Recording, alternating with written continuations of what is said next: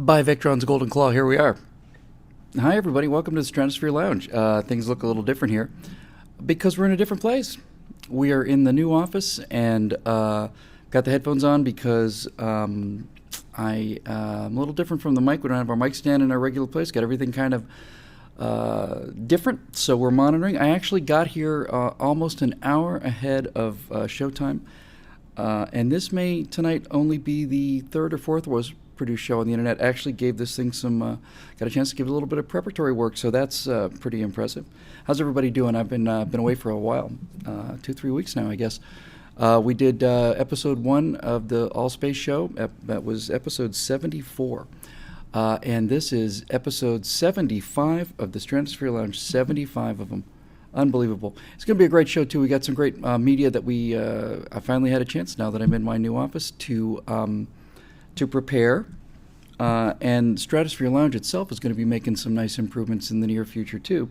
So lots of fun stuff to do today, and a couple of fun things to talk about today. But obviously the first thing we should probably talk about is to talk a little bit about the new room and the new background.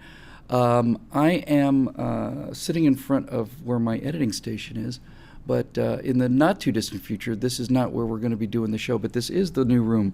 Those of you who saw the studio walk-around room you just won't recognize the place. Still, obviously, a lot of trim work to do and so on. It's starting to look like the Gator locker room in here, which suits me just fine. I kept it kind of dark. We don't have any of the LED lights up yet, but I'll give you a super quick pan tour here.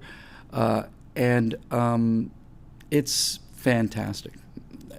I just can't even tell you what it's like to walk into a door that's just all my office. I had a great time over at the Declaration Entertainment office. We did some terrific work there, and I was very, very sad to leave the little room. I really was. I remember when I took the last piece of furniture out, it just was just really heartbreaking. We had a lot of fun in that room, 74 episodes worth. But walking into this new place is night and day. So let's just do a super quick pan. I know it's going to be very primitive, but I'll show you where we're going to be doing the show in the future from here. It's in the same room. One of the nice things we have about somebody mentioned I have a halo behind my head. Now look at me now. I'm President Obama. One of the first of all, we got our own internet connection, and hopefully we won't have any kind of those problems. We got a deal where we're guaranteed 5 megabytes up, and that's going to go up to I think 40 or 50 or 25 or something in the next month or two. So that's pretty cool. So I'll just show you the room real quick. I'm going to do a full-on walkthrough in the daylight when we get all the artwork up. It's probably going to be another 2 to 3 weeks before we get this thing really finished. But Strata Loungers are my favorite people, so let's give them a quick little peek. And like I say, I kept it kind of dark over here. So we'll pan over to the front door, which is, you can see we still got boxes and stuff over there. There's the old Stratosphere Lounge couch, and there's the front door. We've got it nice dove gray. I'm going to pull that couch out a little bit more from the wall. So let's see what we got here. Tilt up a little bit if we can. I'm right at the limit of the cords here. Hang on a second. Tilt up a little bit. Okay, so that's going to be, that couch comes out from the wall. We're going to have a little groovy fun section in there. We'll put the big TV screen monitor that we had in the Stratosphere Lounge that I don't know if you guys ever got to see. That'll go on that wall over there. So it'll give us a chance to, just kind of hang out and watch the movies, and hopefully you watch not just some movies, watch some of our movies up on the wall. So we'll probably put that over here somewhere. And then in the area a little bit over to the right of there, somewhere in this general ballpark, we're going to put a green screen up on the wall, and I'll put a bench in front of that, and we'll put a camera down in, it's so weird with everything being backwards, but somewhere in this vicinity on the floor. So we'll be able to shoot against the gray wall to do our members-only content for a time over target. But the exciting thing is we're going to be picking up a couple of really terrific cameras. Blackmagic makes, Blackmagic, I think is the name of the company, that makes these terrific HD cams, and they've got a 4:2 color space, which may not mean much to most people, but basically they're recording a lot of information, and they do really great keys. So we'll shoot the time over target up against that wall over there. But the good news is we're going to get a couple of groovy space chairs, and the groovy space chairs will go against what was formerly the Wall of Infinite Despair, with the claw marks of the tortured children. But we've painted that now. And so that entire white wall that you see over there is going to be the Stratosphere Lounge logo. It's going to be this.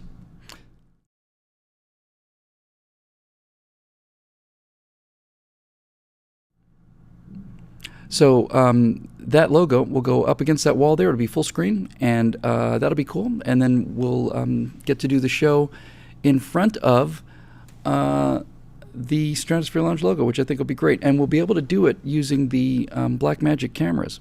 So we're just literally going to pan them off to one side there, and that'll give us a close-up and a mid-shot, and our awesome operations manager, Desiree Gabriel, will be sitting here. And we'll have the ability to do close-up mid-shot, and if we have guests, we'll be able to do, crossing reversals, like a real show. So that'll be cool. So that whole wall there's going to be that, and up across the top of the wall here, this whole top line here, that is almost impossible to do when it's doubly reversed. That line over there, up there, yeah, like that. It's going to be the LED lights, and then we'll put, as I said, the Stratosphere Lounge logo, and then a little Stratosphere Lounge bill.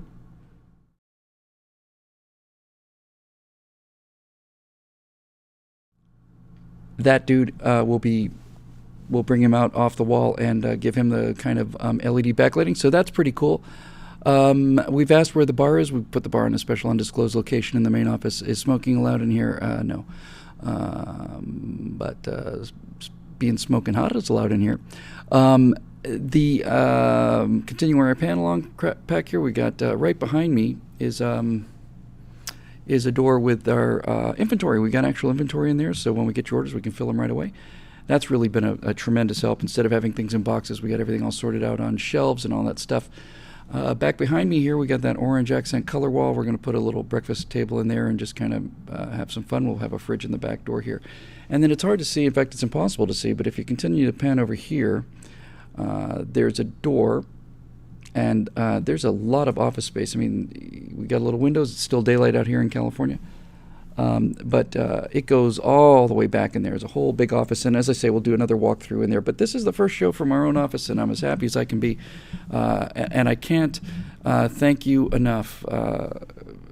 First of all of you, for all of the fans out there on Facebook and Strata Loungers and all that other stuff. But really, this office, without any question about it, this office is paid for by the members at BillWhittle.com. That's where the checks get written. That's where the red checks get written. It's where the paint came from, and that's where all the other groovy stuff is coming in there. So we're very grateful, and we're going to start living up to providing you your member experience, make it a little bit better with some members-only content, which we're not going to get into today because we've talked about it a lot. But I am so happy to be in here. It's just a joy. If you've ever owned your own business, you know what this is like. You just you get you have to you're taking out either bank loans or investment money, or you're responsible for people's money, and you sign a 3-year lease, and it's not just your company. You assign your own personal assets away on that lease, and it's scary. It really is. It's really terrifying. On a lot of days, it's just really terrifying. And at the same time, it's absolutely the greatest experience in the world. Best experience I ever had, I remember, was the first time I was signing other people's paychecks. That was just the best feeling ever. And put a lot of work into this room. It took us, as you know, 2 to 3 months to find it. It took another almost a month. Thank you very much to Matt Schwartz, whose work has been invaluable. I don't know if he's watching this, but he really helped me with negotiating the contract. That took about 3 to 4 weeks. We are another 10 days to get them to prep the building. Then we painted our accent walls, blah blah blah. But here we are.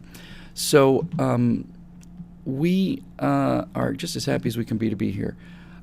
So we'll be seeing more of The Office in future episodes. Got a big busy show tonight. And before we get to the questions that we got from last time, second half of the questions, we got a lot of media. I don't want to get into that. I got a great little story to tell before I get into that. But just as we were opening the show, we do a music walk-in, which doesn't make it to the recorded version. If you see the show live, you get the music, but on the YouTube version, we start the show after that. Hey, there's Matt. What a hero!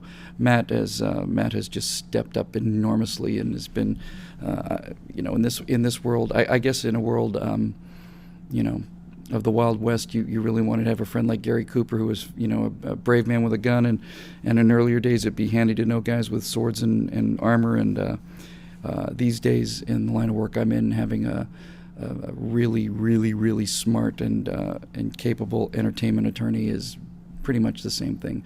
It's kind of like having a mechanic if you're driving the Alaska ice roads. So thank you for everything, Matt. So anyway, we run just before the intro. We run music. We have the Petula Clark, I Know a Place, which is our theme song. We're going to see about getting the rights to that. I've been talking about that for a while. And we kind of like to change up the opening. So since this is a space show, I ran a clip from, it's called, High Rollers. I think it's Crystal Method. It's really cool. Got a lot of samples, a lot of Apollo, and I guess Jim and I, but mostly Apollo, mission control stuff. So that was a cool thing. And then we ran the Buckaroo Banzai intro. And somebody mentioned in the live comment stream that we get here that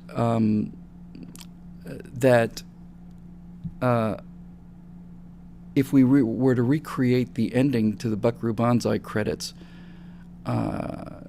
he would use Kim Dutoit as Rawhide. Now that's going to be gibberish unless you've seen the show. The ending of Buckaroo Banzai, as I pointed out before, Buckaroo Banzai is one of my all-time favorite movies, and the end credits are the best end credits in the world. The theme song is fantastic, but basically what happens is, I've mentioned this on 50 of these 75 shows, Buckaroo Banzai at the end of the movie throws a rope off of a weird-looking kind of a post-industrial structure, giant, massive outdoor concrete structure, kind of semi-rappels down this slope, starts walking across this giant flat concrete area, and then the various members of the Hong Kong Cavaliers of his team kind of come towards him and join up, and then they kind of just walking in formation. And they're just these super smart guys who are heavily armed, and they're wearing the height of 80s fashions, and you just want to be there with them. It's just great team stuff, and it's not regimented. It's not like the Nazis, and it's not like the Hammers marching in the wall. It's just a bunch of really cool, free, brilliant guys. They're dressed to their own taste, and they're just hanging, walking. And it's so funny that, I'm sorry I didn't get a chance to cut who made that comment, but I'd often thought about doing that with bloggers, except that instead of Rawhide was this giant guy. I forget the name of the actor who played him. He's been in just about everything as a character actor. But Kim Dutoit would be perfect, and Kim is great. He's a wonderful guy, and I really miss him. But to be perfectly honest with you, I was going to go shoot this thing a couple years ago, and I was going to get Andrew Breitbart. Andrew Breitbart was going to be Rawhide. There was no question about it. I was going to be Buckaroo because it's my camera and it's my idea.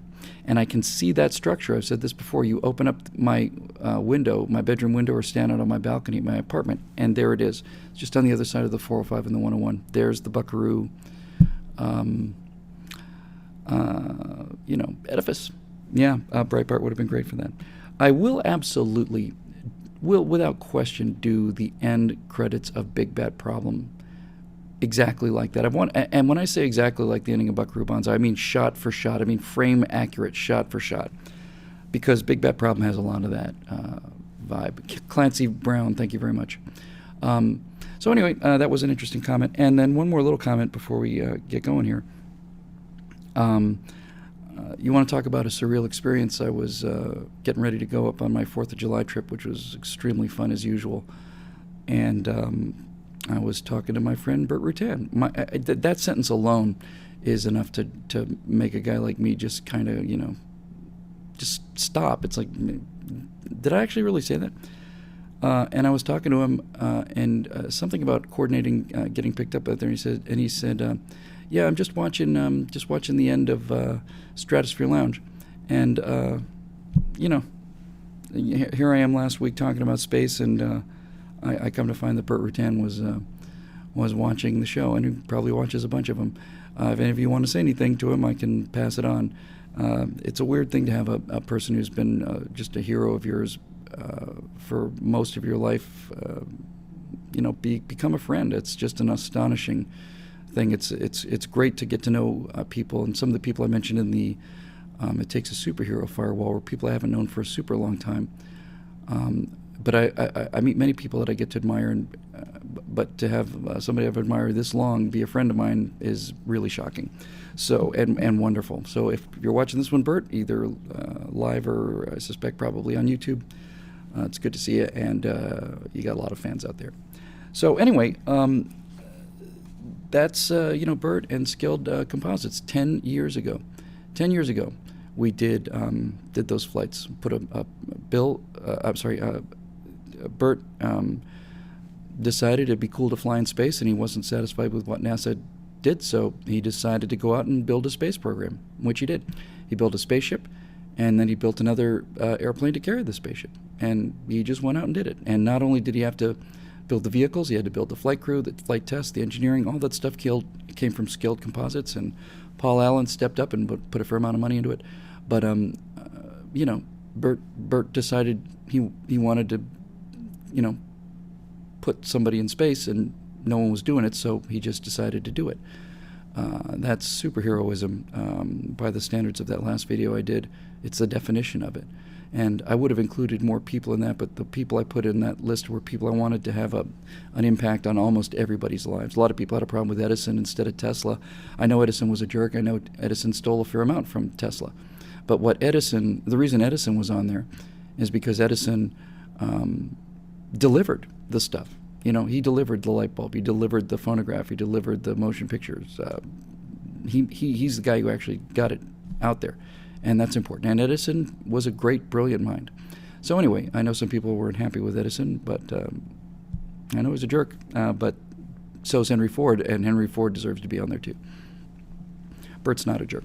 None of them are. In any event, so it was an amazing 4th of July trip as usual. It was an amazing experience as usual, and it's great. It's just great to be in the company of people like that. So let me tell you about a few more people that I admire and that I've got a chance to meet, who I met quite a bit before I met Bert.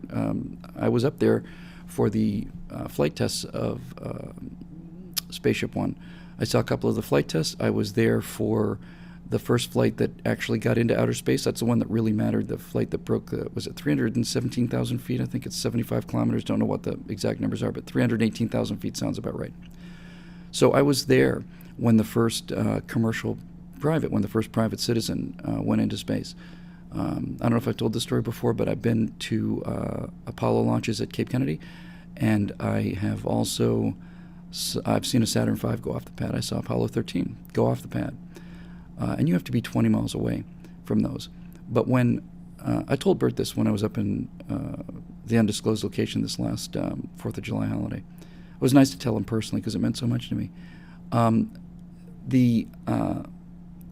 You're 20 miles away from a launch at Kennedy Space Center, and obviously you need to be. There's a lot of energy and a lot of noise and danger there. But you're a long, long way. I mean, the Saturn V is just barely discernible as something that big. And when I went for the launch of Spaceship One that actually broke the record, actually got into outer space, I was standing on the ramp with some friends who I'm going to tell you about in just a second here. And I was on the ramp away from where everybody else was, where the viewing gallery was. I was at a private company's stretch of tarmac. They owned the tarmac. And we went outside and we looked down to the left, and taxiing towards takeoff was White Knight with Spaceship One slung underneath. I mean, it's big, long aspect ratio wings. The thing looks like a Klingon battlecruiser, and not an airplane in the world that looks like that. Anytime you see an airplane that you just don't even recognize as an airplane, that's Bert Rutan. And it doesn't look like a regular airplane because it's better than a regular airplane. And then, so as the two aircraft start taxiing by in front of us, we're all keeping our respectful distance. And there might even have been some cones up or something. I don't remember that there were, but we were, we don't want to, we don't want to be like, like fanboys. This is the thing you do in Hollywood, by the way. Anytime you see a celebrity, if you live in this town, if you see a celebrity, you have to act like, Clint Eastwood, I bump into him every day. Got to just pretend like there's nothing big going on. So along comes Spaceship One, and the front windows, the little round windows, one of them was open. And there was an arm sticking out the window, and the arm had one of those little tiny little American flags, little American flag on a stick, just waving it.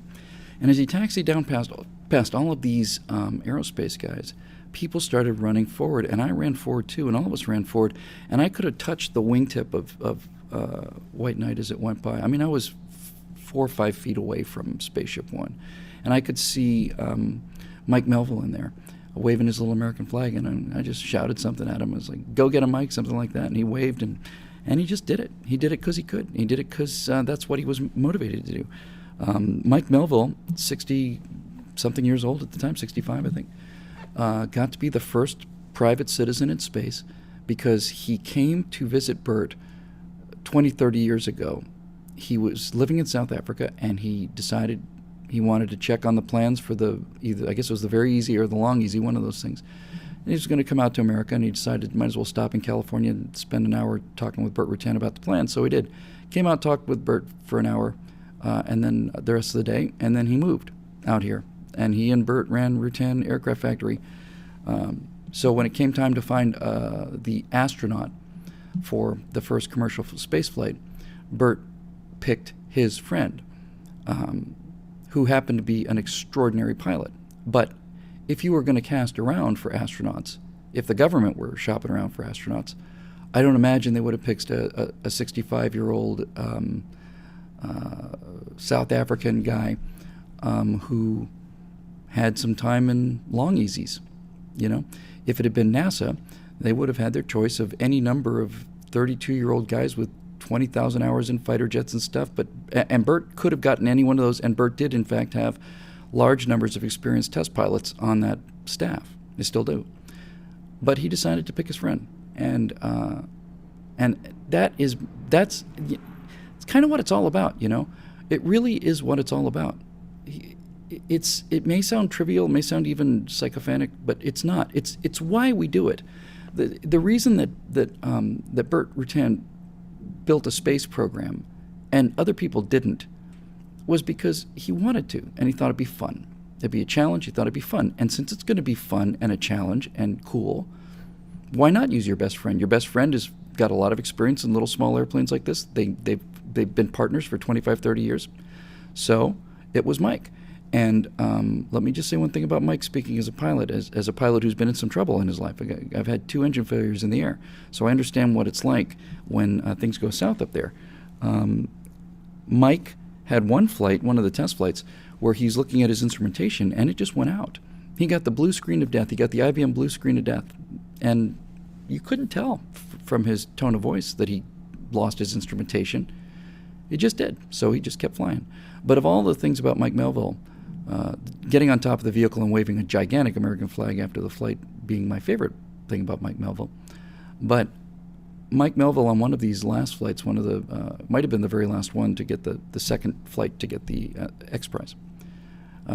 Spaceship One developed an uncontrolled roll, and I mean a fast roll, a 60 RPM roll. They're rolling once a second. I mean, the plane's just cartwheeling through the air like this.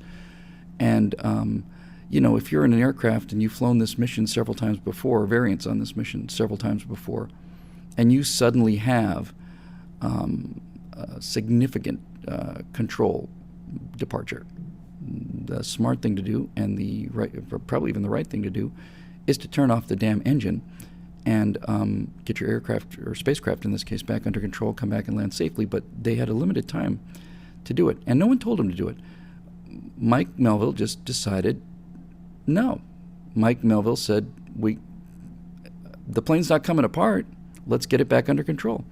And this, you know, mid-60-year-old, fairly short, nondescript-looking guy stayed in the airplane and flew that son of a bitch up into suborbital space. And they got the X Prize, and the rest is history.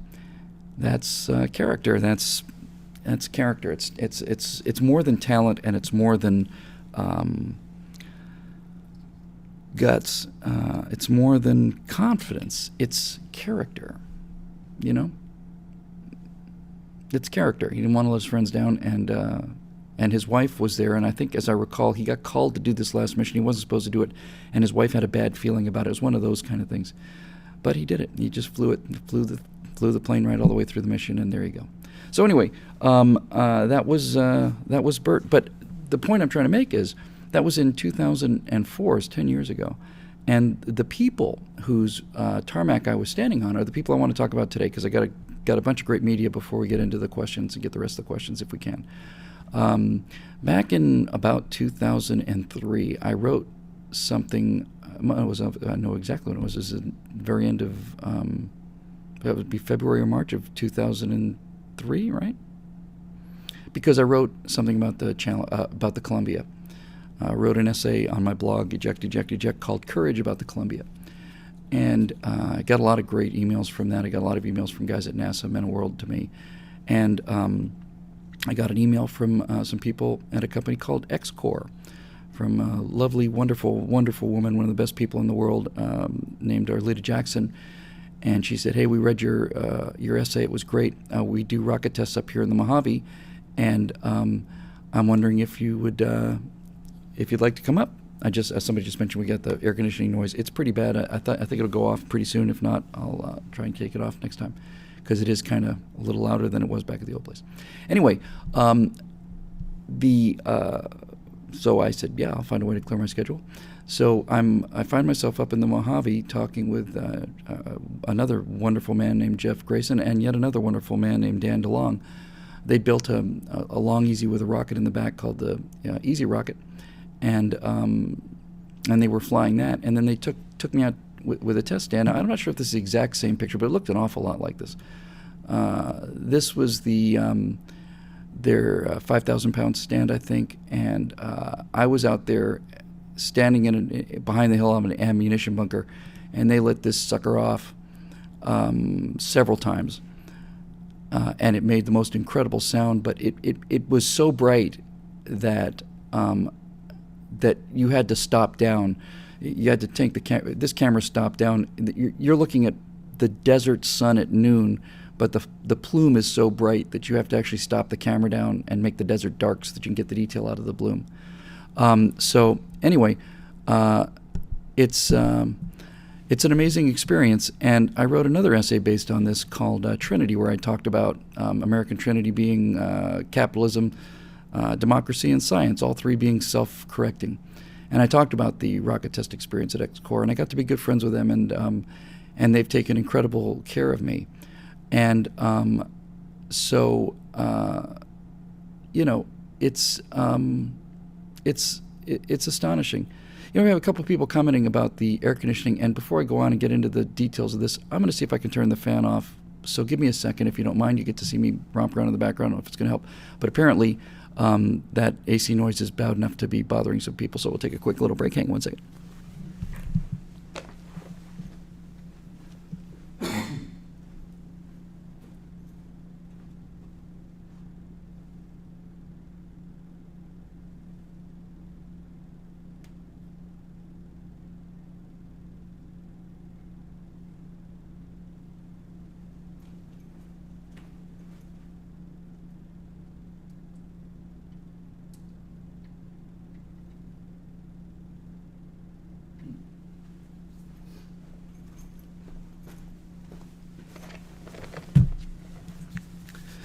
Well, it wasn't a problem I could fix in the short term, so we'll worry about that later. Anyway, so here we are back again. So I got to be friends with XCOR, and they've been contacts of mine and friends of mine, and they've been really terrific. So I talked to you last time on part one of the show. I had showed you a couple pictures of me getting into the XCOR suit, and I had some movies, but they were iPhone movies. They were shot vertically, and they wouldn't come into Ustream. So I put them together, got a little movie about that. But before I do, let me just show you what XCOR is doing. And I visited these guys. There is such thing as vaporware, right? There are companies that have incredible computer graphics about what they're going to provide and stuff. So vaporware is vaporware, but I've been to these guys, and they're real. They build real rockets, and they build real components. And they had a mock-up of their two-seat suborbital vehicle called the Lynx, which I'll show you in a minute. But before we get to the really fun stuff, I thought I'd just give you a quick little minute or two of the Lynx. So this is the XCOR vehicle and what it's going to be doing, and just picture your friendly host here in one of these seats, and tell me what you think about this.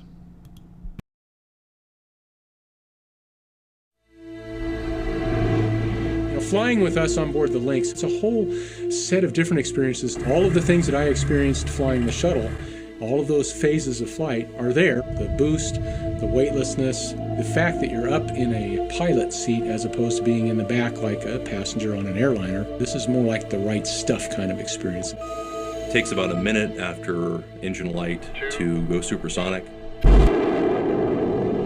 We anticipate about a 75-degree flight path. You'll be pressed back at 2.5 Gs or so. We're going straight up. That's a key element of it. Things happen in a hurry. That altimeter's clicking by pretty darn fast. About 70 to 80,000 feet, the sky starts to turn dark. By 100,000 feet, it's gone black.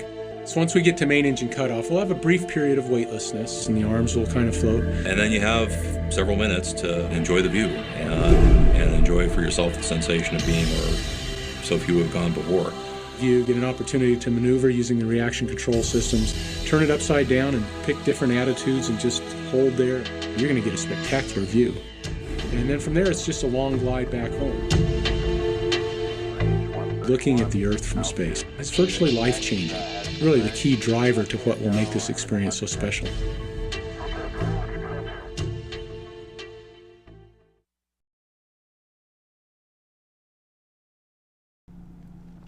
That's pretty awesome. And it is a really terrific vehicle, and it's a terrific vehicle profile too.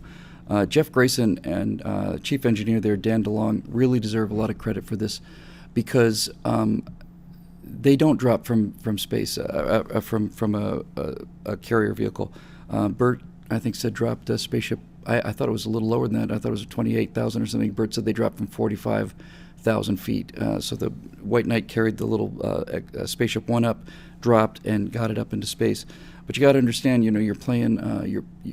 The X Prize was a very specific thing. That was a test vehicle. This is something that needs to give rides. And the beautiful thing about this Lynx is the flight profile.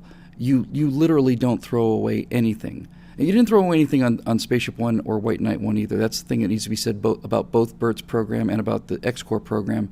That literally is, you would take the vehicle up, fly it into space, come back and land, put fuel back in it, and fly it again. Nothing gets wasted, nothing.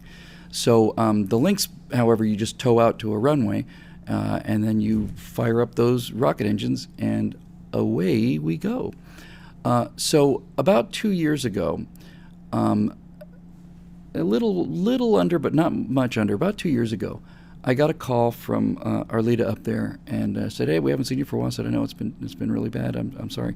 And she said, "We've got some guys coming in to fit spacesuits, and we're going to check the spacesuits inside the mock-up of the cockpit to make sure that the ergonomics are good and make sure we can reach all our switches. And they're actual real spacesuits. And would you like to come up and get into one?" And I said, "Oh, okay, yeah, I'll find a way to clear my schedule for that too." So it's a couple years ago, but I went up, and what I didn't have prepped last time, I have prepped now, because we have a new office. And so what I'm going to show you is about, I don't know, and it's about 7-8 minutes of me getting in an actual honest-to-God pressure suit. The details of the pressure suit will be fun. Excuse me, just getting a little bit of a cold.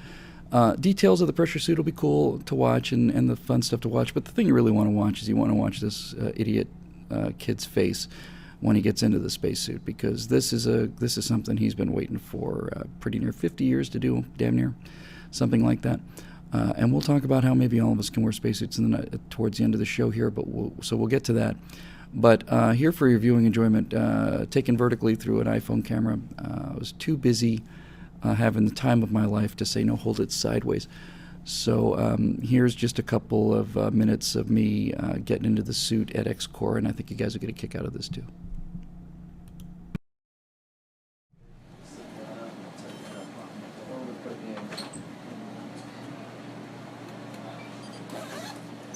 Looks like we're in good shape for ice. You want those tubes close to your You're skin. not going to suit up? Yeah, next. Oh, okay. Doug Withers. Yeah, you do want to be fairly snug, but not. Feels good. Yeah, it is. Feels good. All right. It's my little mithril armor vest here. Okay. Now we're gonna duck back Back into in? it again. That's what we should have done first. Oh, this is nice. All right. So arms first? in. Yeah, and stay seated. And Okay. then when you get up to the next seal, feel free to slow down a little bit. And Got it. last time you pushed right through, and that's fine too. We good? Yep. We'll help you. Good. Yeah. It's a little curl there.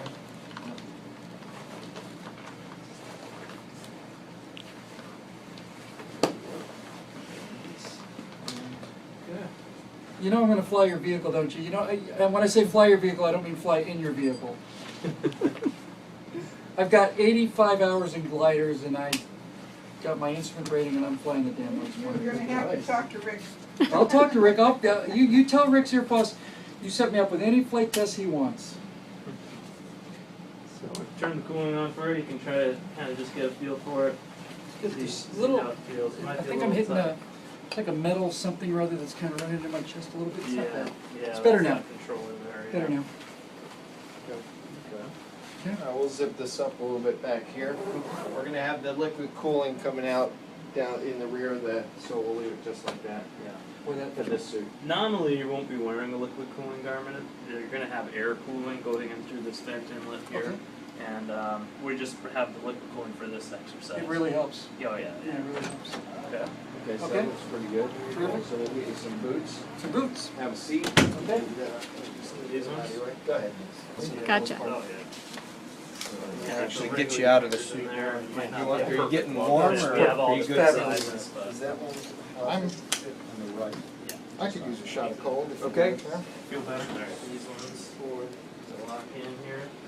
Line up the 1 bar with the 3 bars. And then you just rotate. Got See it. how those two just snap in like that? Fantastic. If you wanted to get out of it, you just slide these up like that and And rotate then- back and okay. it'll come right out. Great. To get in, it's easy because One, you two, just three. push and rotate. So Boom. if you want to try it, you're welcome to. Okay. We'll get you. We're gonna actually have 2 different gloves on here, but Yeah.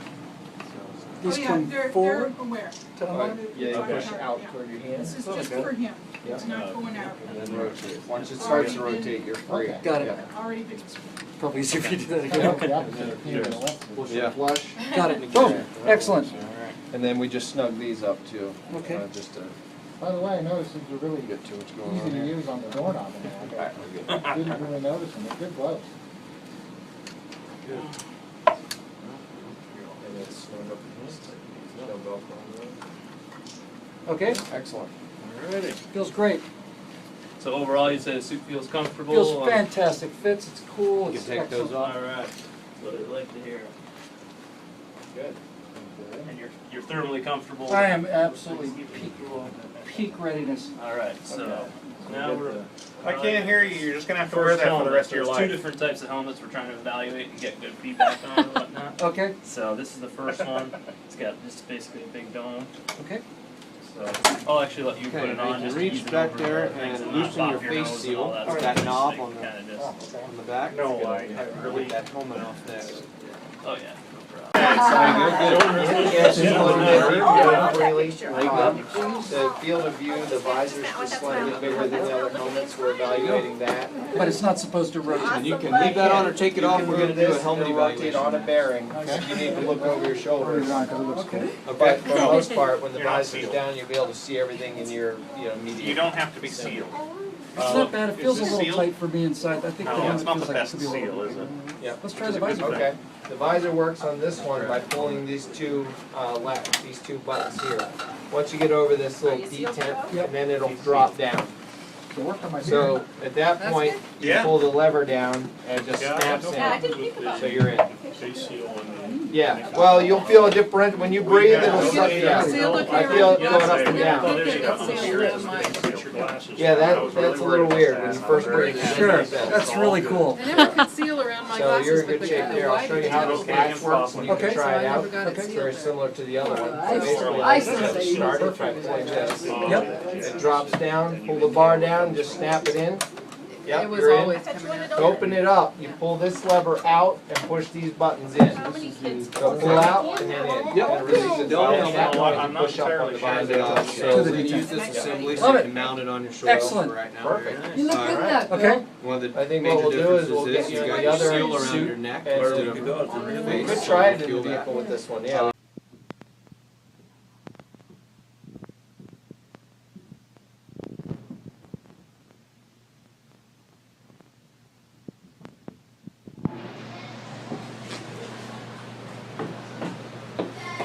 Trevor?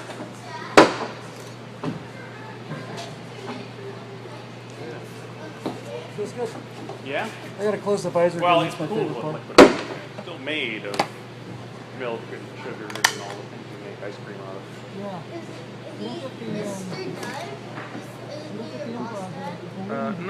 No, actually he is. Right. He is not my boss. Well, But I work with him. he makes ice cream out of nitrogen.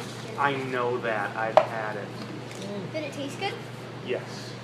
Cool, can I have some? Is he threatening to make some now? Okay. It's the same mechanism, but Don't let's pull encourage. that forward.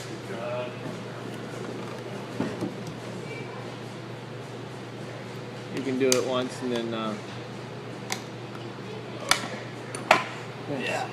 It is a bit harder because you can't see it. It is the same mechanism. You pull this forward first, and then click these two. You don't have to do it. Oh, it's a latch. right. I can feel it. You can Try do that one more time. after the Try it other. again, yeah.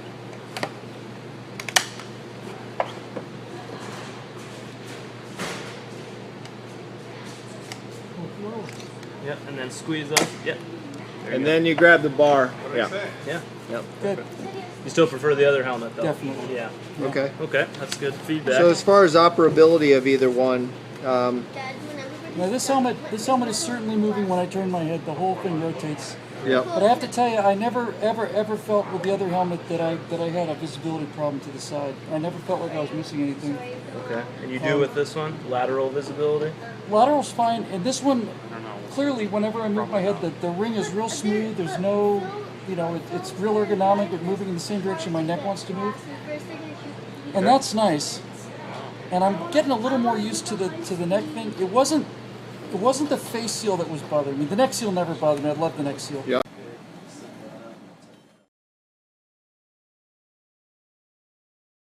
Ustream just loops these things around here, so boy, that was just the time of my life. Let me just tell you a little bit about what was going on in there. Mostly, what was going on there was a guy who was having the time of his life. A guy who'd been, waiting his whole life for that. Two things really, just to talk about the suit, or being in an actual pressure suit.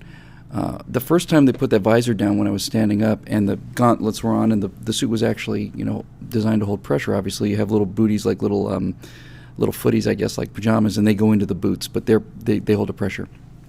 So the first time you put that visor down on me when I was standing up, the second that thing locks into place, the atmosphere inside the suit is different than the one outside the suit. So the second you exhale, that air has nowhere to go because none of the air hoses are hooked up yet. And the second you exhale, it almost pops your eardrums, and you can just feel this incredible increase in pressure. And with the visor down, the only air you're breathing is the air in the suit. And when I got into the vehicle, I had the visor down for 20, 30, or 40 seconds, and it's like, get a little stuffy in here. So there was that. And then the second thing about the suit was they had two different kinds of helmets that they were trying out. And before I go into that, I just want to say, before I forget, how much I appreciate that from the technicians at Dave Clark. The guys that make aviation headsets, Dave Clark, made the suits for the Apollo program. Who knew? I was stunned. But the technicians were as nice as can be, incredibly competent, sweet, capable, friendly guys. So they were great. And they were looking for feedback. They were looking for actual feedback because it helps them. So there were actually two different helmets I was wearing. The helmet that I wore in the fitting room was different than the helmet that I wore out in the vehicle. And the difference was the first suit had a seal around your neck. You had to push your head through, and it formed a seal around your neck. And then you had the communications cap on, but you could turn your head pretty much any way you want to because there was a seal down here. And the helmet was considerably bigger. The second one had a seal around your face. And so whenever you turned your face, the helmet would turn with you, and it was considerably more uncomfortable. I really liked, if you go back and watch it again, you'll see there's more headroom inside the bigger helmet with the neck seal, and you can do all this very easily without the helmet turning. The second one felt much more like a mercury capsule helmet. It was a little tight around the face, but in any event, it was about as cool as it could get. Now, as I said, the thing I like most about this company is that this isn't vaporware. What I was in was not actually a mock-up. It was the basis of the first of the vehicles. So you saw the Lynx vehicle. I had a couple of quick other pictures to show you real fast here. Whoops, that's the movie. Sorry. Here's from their website. Certainly more recent than the one I said, and you can see that they delivered the interior. That's the pressure chamber. That's pretty much the whole pressure chamber. So they pressurized that. The stuff behind it is propulsion, and the wings obviously aren't, but that is. And you can see from this picture just how much further along the vehicle is. It's pretty much completely skinned. I talked to Arlita today on the phone, and she says the thing is looking like a real spaceship. They put the nose on it. So that's really incredible. And I'll come back to that in a second, too. I just have to point out a picture here of a guy named Mike Massey who does all of the media and visualization for XCOR. I just wanted to single him out because as a guy who's done a lot of computer animation in his life, what Mike has done up there just with a copy of Lightwave is produce some of the best space animation I've ever seen, some of the most realistic stuff I've seen, and Mike's a terrific guy, really great guy. But the thing about the vehicle is unusual, and that is when you look at the Lynx from the outside, it's got the windows are flat planes of glass, but the inside is a bubble. And I couldn't understand that. I couldn't understand why that would be. Certainly the flat planes of glass look a little more archaic, makes it look almost like a Heinkel or something like one of these 1930s airplanes. And I asked why that was. And obviously, for those of you engineers out there, you know for pressure, you don't want sharp corners. Anytime you have an edge, it sets up stress risers and basically wants to tear the edge apart. That's why the Constellation, the British de Havilland Constellation, which was the first jet passenger liner in service, had several in-flight disintegrations, and they didn't know why. Finally, they took the airplane and put it underwater and pressurized it and depressurized it and ran it through a lot of cycles, and they found out that through no fault of anybody's own. This is how we learn things. This is why we need to be flying space missions. It's an unfortunate thing to say, but if we don't have people dying up there, we're not learning anything. They found out from the flight of the de Havilland Comet that had several fatal crashes, and that they'd put square windows on the Comet. And as the airframe was pressurized and depressurized, which is not a problem you had before, it created these cracks on the corners. And so those cracks opened up and destroyed a couple of airframes. And if you look at any commercial airliner today, you'll notice that the windows are oval. They don't have corners. That's why. So anyway, that's just going back to this previous picture here. So what you've got on the inside here is you've got a pressure body that is as round as it can be, because that's better for holding the pressure. But why have the flat glasses on the outside? Why not have this cool curved plexiglass? And I talked to Jeff Grayson, the president of XCOR, and he gave me an answer that gives me so much insight into why private space is better than the government program. What Jeff said was, we have two problems. We had a curved pressure hull that we needed to be curved.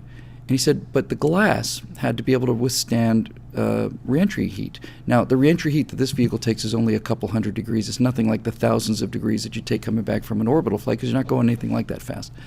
But he said the glass is expensive. And what Jeff said to me was, in order to get curved glass canopy, something that looked really cool, that would hold the pressure, the curved glass would cost as much as the vehicle. And so what they decided to do was come up with a perfectly great workaround. You put a pressurized bubble, which is good for the pressure, inside a flat plane window, which is good for the thermal treatment. Now, they'll get that done on Lynx Model 2 or Model 3, the Mark III. They'll get this resolved once they have a little more money, but it is the cost of the vehicle. And I admire that enormously. It's like, okay, this may be somewhat aesthetically unusual, but it's actually somebody's money, you know, and they're not gonna spend the cost of the vehicle and not do the vehicle because they couldn't get the curved exterior glass. They found a perfectly good solution, curved on the inside for the pressure, flat planes on the outside for the heat tiles. They're going to fly that this year, I think, and towards the end of the year they're going to fly that thing off of Mojave. And once the vehicle's been flight tested, they're moving to Midland, Texas, because California doesn't like having businesses in California, and Texas does. So that's the answer to that. Anyway, I hope you guys enjoyed that as much as I did. I'll hopefully splice these two things together, get up on YouTube in one piece, and that was one of the best days of my life. So I just want to again thank Mike Massey and especially Jeff Grayson, Dan DeLong, and more than anything, the wonderful Arleta Jackson, who those guys have kept me going up there and kept me entertained. And I am going to be I'm going to ride in that vehicle, and I don't want to ride in the right seat. I want to ride in the left seat. I want the safety pilot to ride in the right seat. We'll have that conversation later. But anyway, and we'll talk about how we can get rides ourselves as we get towards the end of some of these questions. So what are we doing on time here? Okay. Good. We took about an hour, and that's good. So let's get on with the questions from last week. Excuse me. Here we go. Where we picked up after last week's episode, we're going to go to a question from my friend Max Wild, who's always been a stalwart supporter, another pilot as well. And Max asks, what can be done about all the space junk orbiting the Earth? And I have to tell you, Max, I don't really know. There have been a couple proposals for the space junk, and the main reason I wanted to take the question was what happens if we don't clean up the space junk. But in terms of what you could do to clean it up, there's been some discussion about the smaller pieces of space junk being vaporized by ground-based lasers, basically either vaporizing them or slowing them down enough so that they deorbit. That's one potential, is to put a pretty decent-sized honkin' energy weapon on the surface of the Earth and vaporize the smaller ones. The smaller ones are virtually as dangerous as the larger ones. To be honest with you, you get hit by a BB moving, at some significant section of 15,000 miles per hour, and you get what you get in the movie Gravity. It's just like disintegrates whatever it hits. So collisions are bad. Most of the space junk is stuff that just happened flying missions. Most people don't know this, but most of the stuff, or almost half of the stuff in orbit, is the booster. You got to get that satellite into an orbit, which means you got to have a launch that gets it up to a certain orbital altitude, and then it's got to coast about halfway around the world, and then it has to fire again to bring the perigee up, which normally would be on the ground, the perihelion or periapsis, whatever you want to call it. So you've got to keep that booster in space, and when the thing has finished the burn that puts the satellite into orbit, the satellite separates from the booster, but the boosters are up there. There is, by the way, an app that I thought might be a good chance to talk about this super fast. I cannot recommend this highly enough. I think I might have talked about it once on Stratosphere Lounge a long time ago. I'll show you what it looks like real quick. It's called GoSatWatch, GoSatWatch. And they also make one called Go Skywatch, which is a great little pocket planetarium, but we'll get to that later. So here is GoSatWatch, and it gives you the option of looking at the night sky and showing you what's above the horizon. Most of the stuff you see there is below the horizon. But you can also do something with this where you basically look at the world, and here's the world on GoSatWatch. I know this is going to be kind of hard to see, but you can see what's in orbit and you can see what's overhead, but most of these things are boosters. And so the great thing about this app, by the way, is not to see how many boosters there are, but the great thing about GoSatWatch is if you give it your location, you can take it outside on any given night and it will show you where all the satellites are. And I've been out in the desert in Arizona with this at sunrise and sunset, and I've seen, 30 maybe in an evening, 20. Some of those are pretty faint. Shows you where the space station is, and the space station is the brightest thing in the sky. Space station, I think, is brighter than Venus. The space station is golden from the solar panels. The space station is a sight to see. Anyway, you can see it with GoSatWatch. So the smaller ones you might be able to vaporize, Max, and then there's been some actual talk about missions to actually have satellites that move, that can change your orbit and have little nets, literally just scoop it up and deorbit it. All you have to do is slow it down. None of this stuff up there really is so big to be our problem. There are probably a couple of boosters up there, but boosters are basically just hollow. The thin, the skin on an Atlas rocket that John Glenn rode into orbit on Friendship 7, 62, I guess it was. The skin of the Atlas rocket is thinner than a dime, so it gets its strength through pressurization and some stringers. But all you have to do is slow this stuff down enough, and it burns up in the Earth's atmosphere. But the reason I wanted to take the question is because we are in real danger of something happening, and if this happens, it's a bad deal. You may have other names, but I've heard of it as I've heard it called the Cascade. And here's what the Cascade basically says: if we have a lot of stuff in low Earth orbit, a lot of stuff, a lot of junk, and a lot of useful satellites, a lot of dead satellites, and they're all still up there. And basically, the Cascade theory is this: we've had a couple satellites collide. I'm aware of one case where an American satellite collided with a Russian satellite. It just happened. I mean, stuff's been moving around up there forever, and finally it did happen. It's a pretty hard thing to do when you think about it in 3 to 4 dimensions, 3 dimensions plus time. Satellites are not very big, but sooner or later, 2 of them hit each other, and they created a massive amount of debris. We've also done a test of an anti-satellite weapon on a satellite, and our test was on a satellite that was set to re-enter the Earth's atmosphere, so it was really no harm.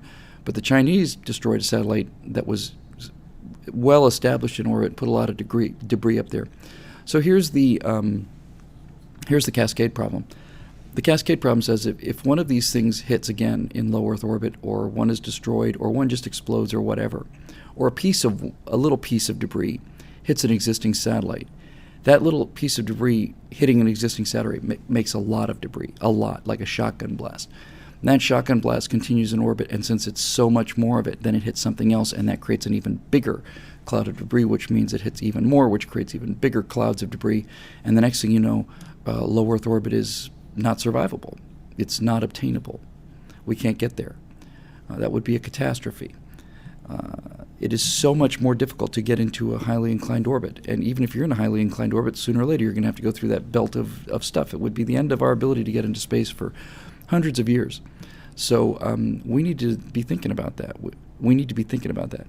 Hard for people to believe or understand, but every now and then people in the International Space Station get a command from the ground where NORAD has determined that we want to move the station just a little bit because there's a bolt or something the size of a hammer or something that they're tracking on radar, individual bolts that might come a little bit too close. So they move the station because they know that 6 days from now this bolt is going to get a little closer than we would like.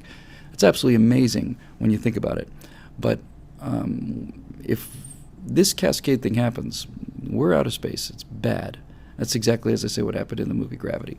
And the movie had a couple problems. I thought the biggest problem was the story problem. I didn't believe there was a story, and I didn't care about the person. But other than that, there were people quibbled about 1 or 2 of the physics things, and one thing was absolutely ridiculous. But by and large, it wasn't too bad. And the thing I like most about Gravity was when you saw the debris coming by, you saw how fast it was moving. It wasn't like, oh, here comes a tumbling piece of debris, boom, boom, bounces off the spaceship hull. It's 17,000 miles an hour. So anyway, the debris thing is a serious problem, Max, and here's what I'm afraid of. I'm afraid it's going to be the kind of thing that people are only going to take seriously after it happens, and then you can't do anything about it. So that's a problem. Shane Clark says, space militarization. Any thoughts? Should we break the treaties, or how would we work around them? Might private companies develop real military power in space? And right after that, there's actually 3 questions about militarization, so we'll take all 3. Timothy Morris says, David Reilly says, Mr. Virtual President, I'd like you to expand on your support for weaponizing space. I was asked on an edition of Hot Seat, I guess, at PJTV, or maybe I think it was Hot Seat. Somebody said, how do you feel about weaponizing space? And I don't get to see the questions before I answer them. I said, I'm in favor of weaponizing space, but I'm in favor of weaponizing everything. So I'll get back to that in a minute. So the second part of this militarization thing says, I'd like you to expand on your support for weaponizing space. What would you put into orbit and how would you start? Just hold a press conference and say, yep, I got boomsticks in space. See? It's not a bad idea. And then finally, Timothy Morris asks, assuming the country doesn't crash and burn, which military branch should be the primary weaponization or patroller of space? Weaponizer or patroller of space? The Navy, Marines, the Air Force? Or should we form a new branch that specializes in space combat and commercial space travel protection? Okay, there are a number of treaties, too, and I'm not up on this, and I'll tell you who is. Glenn Reynolds, Instapundit, is enormously well educated about space law. But my understanding is there are two treaties and two different things we have to worry about. There's a treaty, one of them is called the Outer Space Treaty. I'm not sure if I got this right. There's a treaty, and maybe it's the same treaty for all I know. But one treaty deals with the fact that space can't be weaponized, and the other treaty deals with the fact that space can't be privatized. And I think we have to abandon both of those treaties. The weaponization one is, up until not too long ago, I would have said, it's a little more embarrassing, but then it suddenly dawned on me, no, why is it embarrassing to weaponize space? We weaponize the surface of the Earth, we've weaponized the surface of the ocean, we've weaponized the atmosphere. Weaponizing space is, we carry weapons or we don't. And if we carry them personally, and if we carry them in the air, and if we carry them at sea, and if we carry them on the ground, then we might as well carry them in space, because space is in fact the ultimate high ground. Weaponization control of space means the ability to basically put kinetic weapons or warheads on a target within any place in the world within 20, 30 minutes. I just think that it's unrealistic to exclude space from weaponization, and people say, we don't like the idea of having nuclear bombs in space overhead. I don't think anybody I've ever heard of is talking about positioning bombs in space, but frankly, I don't see how it's any different to have a bomb in orbit versus having a bomb on a missile in the Soviet Union or Russia that can reach my house in 25 minutes. So to the degree that we have intercontinental ballistic missiles, space is already weaponized. It's just that the weapons don't spend their lifetime in space, just spend a little bit of time in the space, but they go into space. The V-2 went into space, by the way, launched from Germany and bases in France, I guess, or maybe the Netherlands. They went straight up into space, 20, 30, 40 miles over, came down on London. So since the world is a dangerous place, and since I believe in this civilization, and I believe in freedom, and I believe in defending freedom, I think we ought to be in the space weapons business. And as it turns out, of course, we are. The thing that's the most disturbing about Barack Obama giving up our weapons, our defensive weapons, selling out the missile defense shield, which if I was president I would fund aggressively, because frankly we have been funding it aggressively for 20 years, and the research has been done, and now that the stuff actually works, then we're going to throw it away. We're just going to politically choose not to use it. I've talked with some guys at Honeywell and other guys, and they can tell me only so much. As I've said many times, I wish I had a security clearance. I just think it'd be a good thing to have and a fun thing to have. But what the guys have told me who've done some of the guidance work on the Standard 3 missile, which is a missile launched, Standard missiles, part of the Aegis package. It's sea-launched missiles launched from vertical tubes in cruisers and destroyers and frigates. And the Standard 3, Mark III, is capable of providing an anti-missile defense. And a year or two ago, I talked to a guy who was working on the guidance systems of that. I said, you can pretty reliably hit a warhead, can you? He said, we have film that we've released that shows that we can pretty reliably hit whichever part of the warhead you want us to hit. And I said, ooh, I like the sound of that. That's not something that everybody in the world can do. You know, when I was back in the day when it was happening in real time and Ronald Reagan walked away from Iceland, I remember, I'm going to do a video on a firewall on why I'm never wrong. And as I said on the Stratosphere Lounge, the reason I'm never wrong is because when I'm pointed out when I'm wrong, I move. But I was wrong a lot back in those days. I didn't think of anything. And when Ronald Reagan walked away from the Reykjavik Peace Conference, or summit with Gorbachev, with the Soviet Union. He walked out because he couldn't get SDI, couldn't get Strategic Defense Initiative. The Russians wanted it off the table. Reagan wanted to keep it. I watched the video of Ronald Reagan looking depressed and sad and getting into the car, driving away from this conference, and being an idiot at the time, surrounded by other idiots who'd never read Ronald Reagan, never knew anything about him. I said, this old man's going to get us all killed now. This was probably the closest chance we ever had to have peace in the world, and he's walked away from it over this Star Wars thing, which I was in favor of because I've always been a space kid, but I said, it's not going to be on the horizon for 20 years. And we had a peace treaty with the Russians, and he walked away because he wouldn't give up SDI, and probably the missiles are on their way already. So what I didn't know at the time was everything. I didn't know anything about the character of the Russians. I didn't know anything about the character of aggressors. I didn't know anything about how you stop aggression. I didn't know anything about poker. I didn't know anything about strategy. I didn't know anything about anything. That's why I understand how it is to argue with liberals, because they don't have any information. That's why you can defeat them so easily, which is why they can't argue with you. That's why you got to be chucked out of the room for being a racist or a homophobe or whatever, because once you do have information, it's actually very, very simple. So in any event,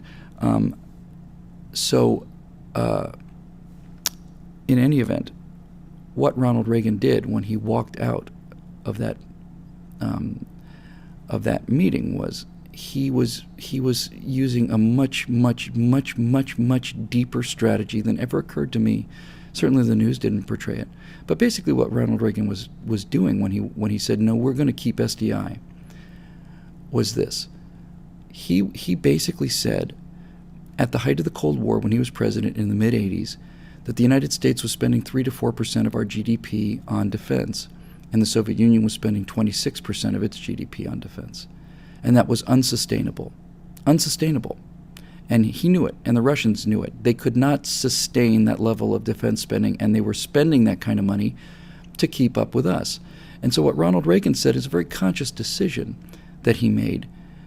He basically said, why are we playing in the military field against these people? Why are we matching our tanks and our airplanes against them? They do military well. They don't care how many people they lose. If they have 10,000 tanks and we have 300 tanks and our tanks are 50 times better than ours, they're still going to win. I think it was Lenin who said, quantity has a quality all of its own.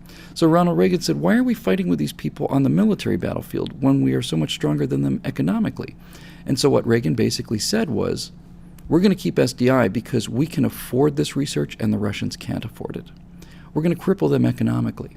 We're going to do something that's so difficult and so expensive that the Russians will simply not be able to keep up. And we will either have a new a missile defense system or we'll bankrupt them trying. And that's exactly why he did it, and that's exactly what they did, and that's exactly what happened. The Russians just went out of business. So 2 years later, they were gone. They knew they couldn't keep up with Ronald Reagan, and they knew from the way he handled the Patco strike that he wasn't dicking around. This wasn't Jimmy Carter or Barack Obama. This guy meant it. He was going to build a shield against their nuclear weapons. So the Soviets couldn't do it.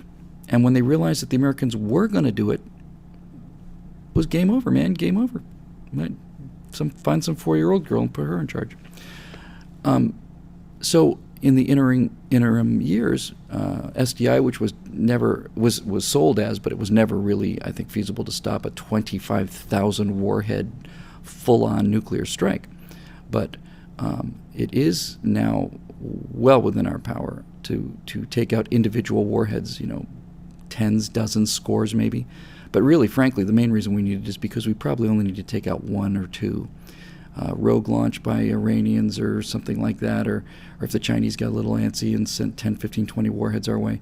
The kill ratio on some of these things is getting to be damn near 100%. And even if it's only 50%, even if we only have a 50% chance per attempt, if each standard missile had a 50% kill rate, and you've got an incoming nuclear warhead, launch 30 standard missiles. Try flipping a coin and getting 30 heads in a row, see what the chances of that are. We had a weapon that was in the front of a 747. Laser, the whole airplane was laser. The whole airplane was the chemicals to drive the laser. I've heard since then we've made incredible advances in lasers. We don't need anything like that much kind of chemical stuff, but it was an airborne laser, 747 with a funny looking turret on the front, and it shot down missiles on the boost phase.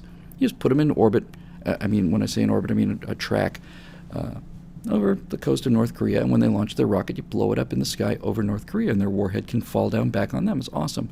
We can do all of this stuff. It works. We have theater defense. We have THAAD, the theater anti-aircraft defense. We got all this stuff. The Israelis are masters of this. Iron Dome works really well on rockets and mortars. So we have the technology, and we need to keep the technology. And so finally, I think the last thing I'll say on this, because there's so much more show to do tonight. If I was putting money into R&D, I did a defense segment of the virtual presidency, which, if you remember, you got on the DVD. And I said we are going to invest heavily in revolution in military affairs technologies. The gun changed warfare, and energy weapons changed warfare. We need to be spending a lot of money on directed energy weapons. That means things like lasers, means things like particle beams. It also means things like electromagnetic kinetic weapons, railguns. We have now used electromagnetics to accelerate. It's just basically a steel.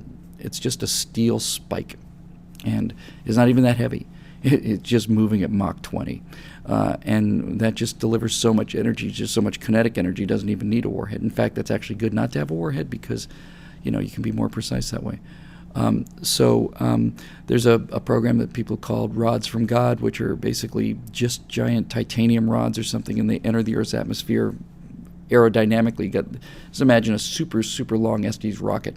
Just like a length of PVC pipe with a couple fins on one end, and the thing comes straight down, and because it's carrying, 17,000 miles per hour of kinetic energy and a guidance system, it will penetrate anything that it hits, and then it will vaporize itself and whatever happens to be there, and you don't get fallout, you don't get a nuclear cloud, you don't get any of that stuff. So space weaponization is important, and we need to be the leaders of it. And when China says, as they said a couple weeks ago, we believe we can defeat the United States in battle, those are the kind of things that should get you woken up, because you have to take that threat seriously. I was a lot more confident about our ability to defeat the Chinese 5 years ago, not because China's come any further at all. It's only because of the politicization of the Defense Department and the F-35, for example, which I was a big champion of until I started learning about the F-35. And once again, ignorance makes you stupid. I mentioned last episode about Spray and his analysis of the F-35, and it sounds spot on to me. So it's great to have the best technology in the world, and it's great to have carrier battle groups. But if you have a president who is not going to deploy them, then they might as well be at the bottom of the ocean.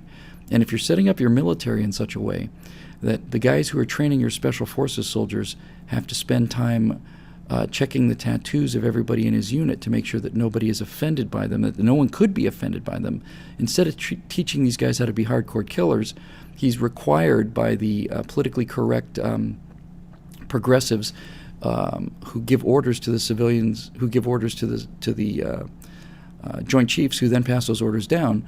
So I've heard the story from Commander Marine Bray Unit. He can't be training his guys now. He's got to dedicate time to finding out if they have Maxim magazines on base, because the idea that the Special Forces operators might have magazines of naked women in them, and I mean Maxim is, you buy it as 7-Eleven thing, it's soft core, it's not even really porn really so much as just, kind of thing you'd see at a beach anywhere. Nope, can't have that, because that could offend certain members of the LGBT community, or certain women might be offended, and it's his job to train his guys to be deadly killers, and instead he has to start looking to see if they've got any magazines or whether any of his family members of his soldiers have guns at home. And what happens is the people who are good at fighting wars leave the military, and what's left are people who are good at being politicians, and this terrifies me. It doesn't just worry me, it terrifies me. So,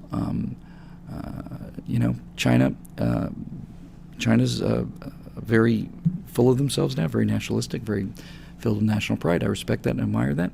But China's going to make the same mistake that Japan made, and that Germany made, and that the Confederacy made, and that the British made, which is that we're a bunch of lazy, fat has-beens who are no longer ready, capable, or willing to fight. And I would just remind China, for those in the Chinese leadership who are watching Stratosphere Lounge every week, as I know you do, we look soft and silly and dumb because we can afford to be soft and silly and dumb. But I would remind you that the world has not seen the United States of America angry since early August of 1945. That was the last time we were actually angry. And I heard a stand-up comedian, I think it was an Asian stand-up comedian, Asian-American stand-up comedian, or maybe it was somebody from overseas, but he said, you don't want to get into war with the United States of America, because when America gets really, really mad at you, they're not going to send 1,000 bombs. They're going to send 2 bombs. Space weapons, let me just give you one more quick little thing here. Space weapons, we're talking about, right now we're talking about Earth orbit. The thing that's really fascinating about space weapons is what will space weapons look like when you're talking about space combat. Do we have a space combat question coming up here? No. So let's do it now. I'm tempted to do a third part, which is just space combat. You know what? I'm gonna do a third part because I'm having so much fun here, and we're already an hour and 20 into it. I have 5 other questions. Space combat is a thing all its own. That's kind of a science fiction space show. So why don't we do part 3 on space combat? Because I could do an hour on that. The whole idea of stealth in space, I don't believe in stealth in space. Some people swear by it. I just don't see it. I will tell you that, just as a tease, one of the Tiemann's brothers, and I have to respond to them because they pay me so much money, said America wasn't really angry in 2003. No, it really wasn't, Zechariah. We weren't angry in 2003, 2001. If we were really angry, there'd been a mushroom cloud over Mecca. So anyway, apparently it was Carlos Mencia who said that. I've never quoted him again. I never will. Sorry it was Mencia, because it was actually a great line. In any event, back to this idea of ship-to-ship combat in outer space. Many people who've speculated about it have given the impression that it would be a lot like submarine combat. And in the Traveler universe, they had a great. It wasn't as much fun to play, but there was a Traveler supplement called 2300. It wasn't even a supplement. The game evolved into 2300, and it became much, much, much more realistic, much more present. The Traveler Imperium was thousands of years in the future, but Traveler 2300 was set in 2300, and so the weapons were considerably more sophisticated, and they treated the space combat system as a targeting problem, and that is the way a lot of people talk about space. So just as a tease, because we can easily do an hour and a half on this, when we say a targeting problem, you have really 2 issues in warfare. You have to detect the target, and then you have to destroy the target.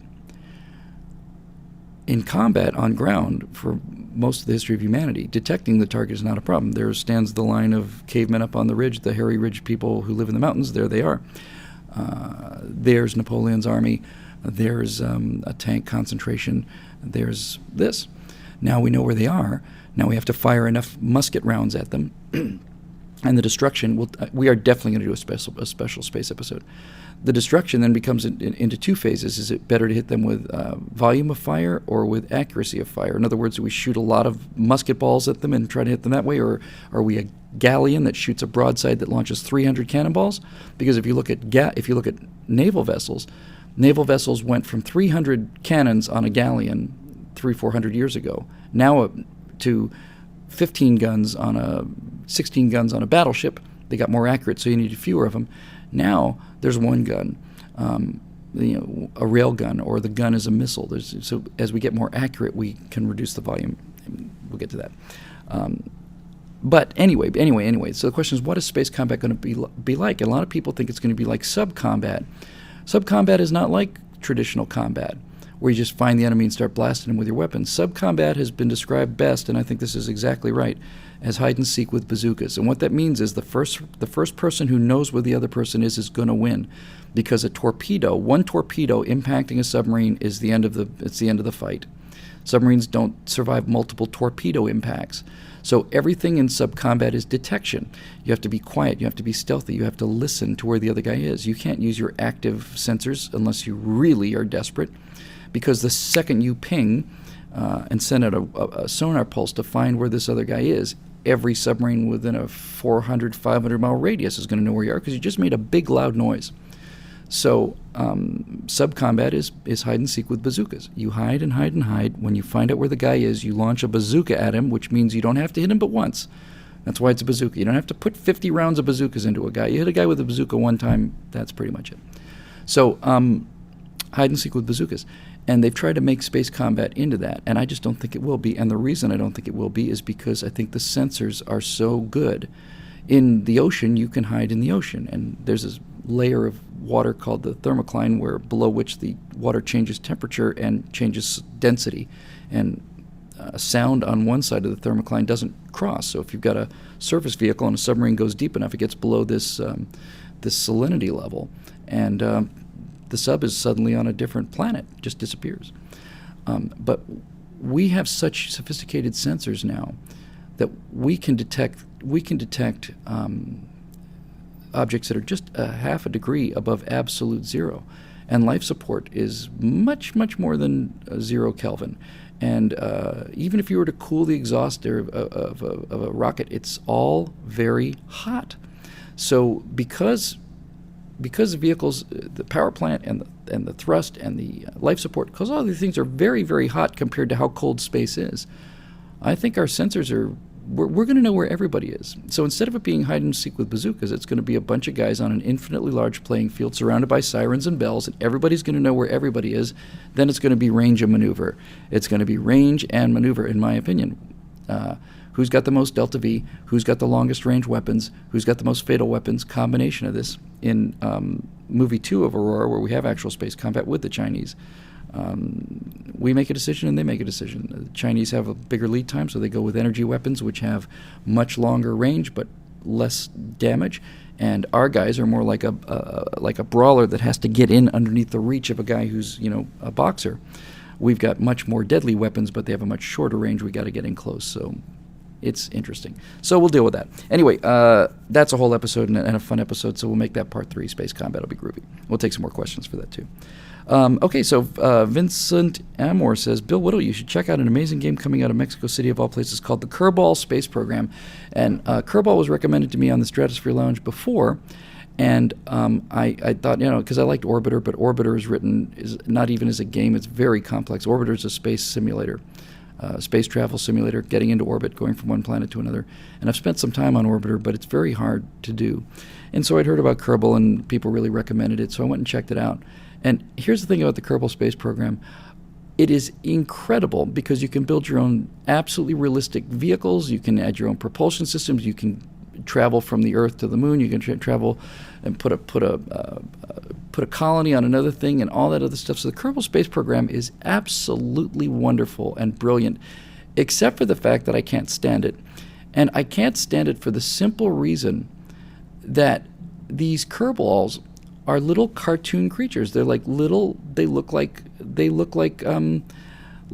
creature from Futurama. With the one with the 3 eyes. They're little tiny, little fuzzy, cute little creatures, and it's set in the Kerbal solar system, and that's interesting and cool, and I love it. I'm just waiting for somebody to reskin this game to make it about people in our solar system.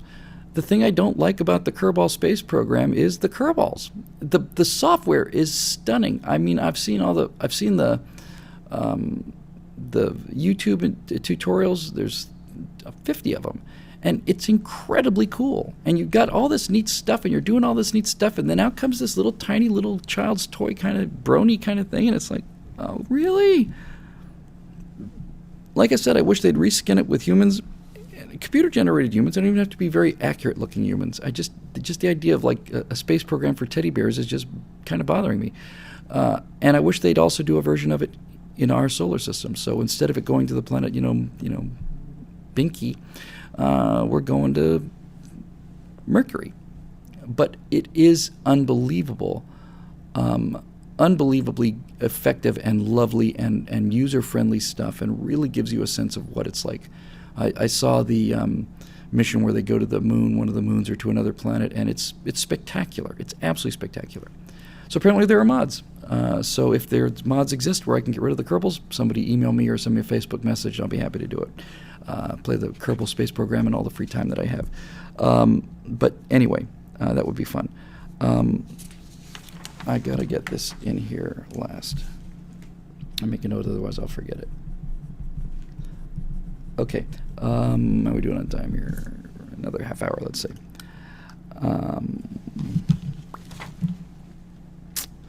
Ray Schneider says, L5 is a stepping stone into permanent colonies, and space seems worth some talk. It will be a great habitat for those building other large space structures, and it could be a great tourist destination too.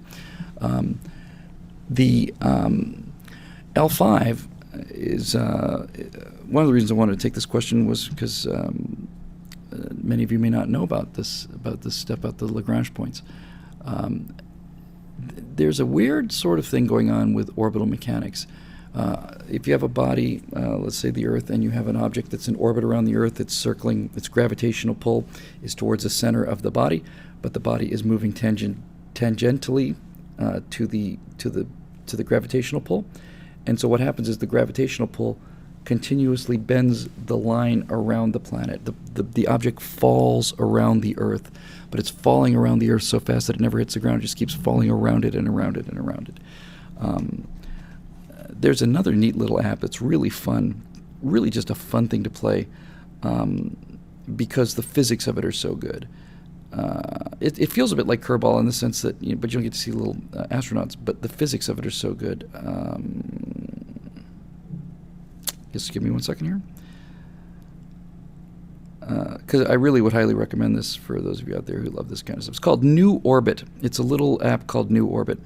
And it gives you little missions, and you have to land on things, and you have thrust. But the great thing is you get a little thrust vector, and you can find out that keep burning in one direction, and that vector gets longer and longer and longer, and then you rotate 90 degrees, and you burn, and you watch the vector slowly bend. It's a great, great little thing called New Orbit.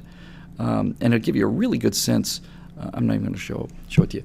Give you a really good sense of how orbital mechanics work. So generally speaking, an orbit around a body is stable. But what's interesting is that if you have the moon orbiting the Earth, for example, or the Earth orbiting the sun, there are other places that a mathematician called Lagrange figured out were also stable. One of them is, they're L points, I think there's 5 of them. One of them is the point, take the Earth and the sun, for example. There's a stable gravitational point that is directly in line with the sun. There's one that's directly opposite the sun. But the interesting ones are, there's ones that are the radius of the Earth's orbit is 93 million miles. So it's 93 million miles from the sun to the Earth, and 93 million miles forward and backwards of the Earth's position, L4 and L5. And what basically happens is a little kludgy way to describe it, but you can kind of think of the Earth pushing things along at L4 and dragging things along at L5. They're stable places. You can actually park stuff there. And the gravitational effect of the Earth in motion keeps them there. And there was a lot of talk when I was a kid in the 70s and 80s about space colonies and there was the L5 Society and putting giant, enormous orbiting cities in space.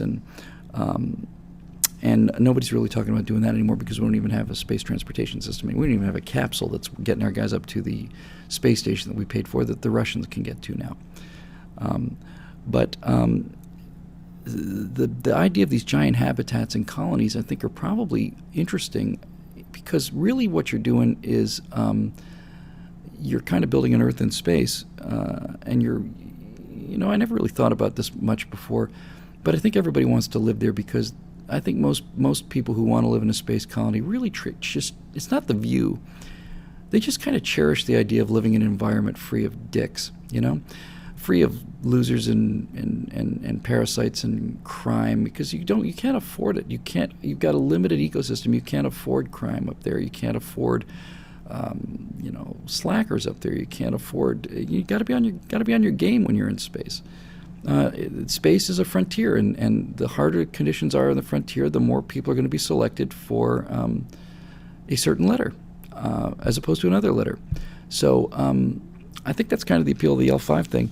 I think space colonies are a long way away.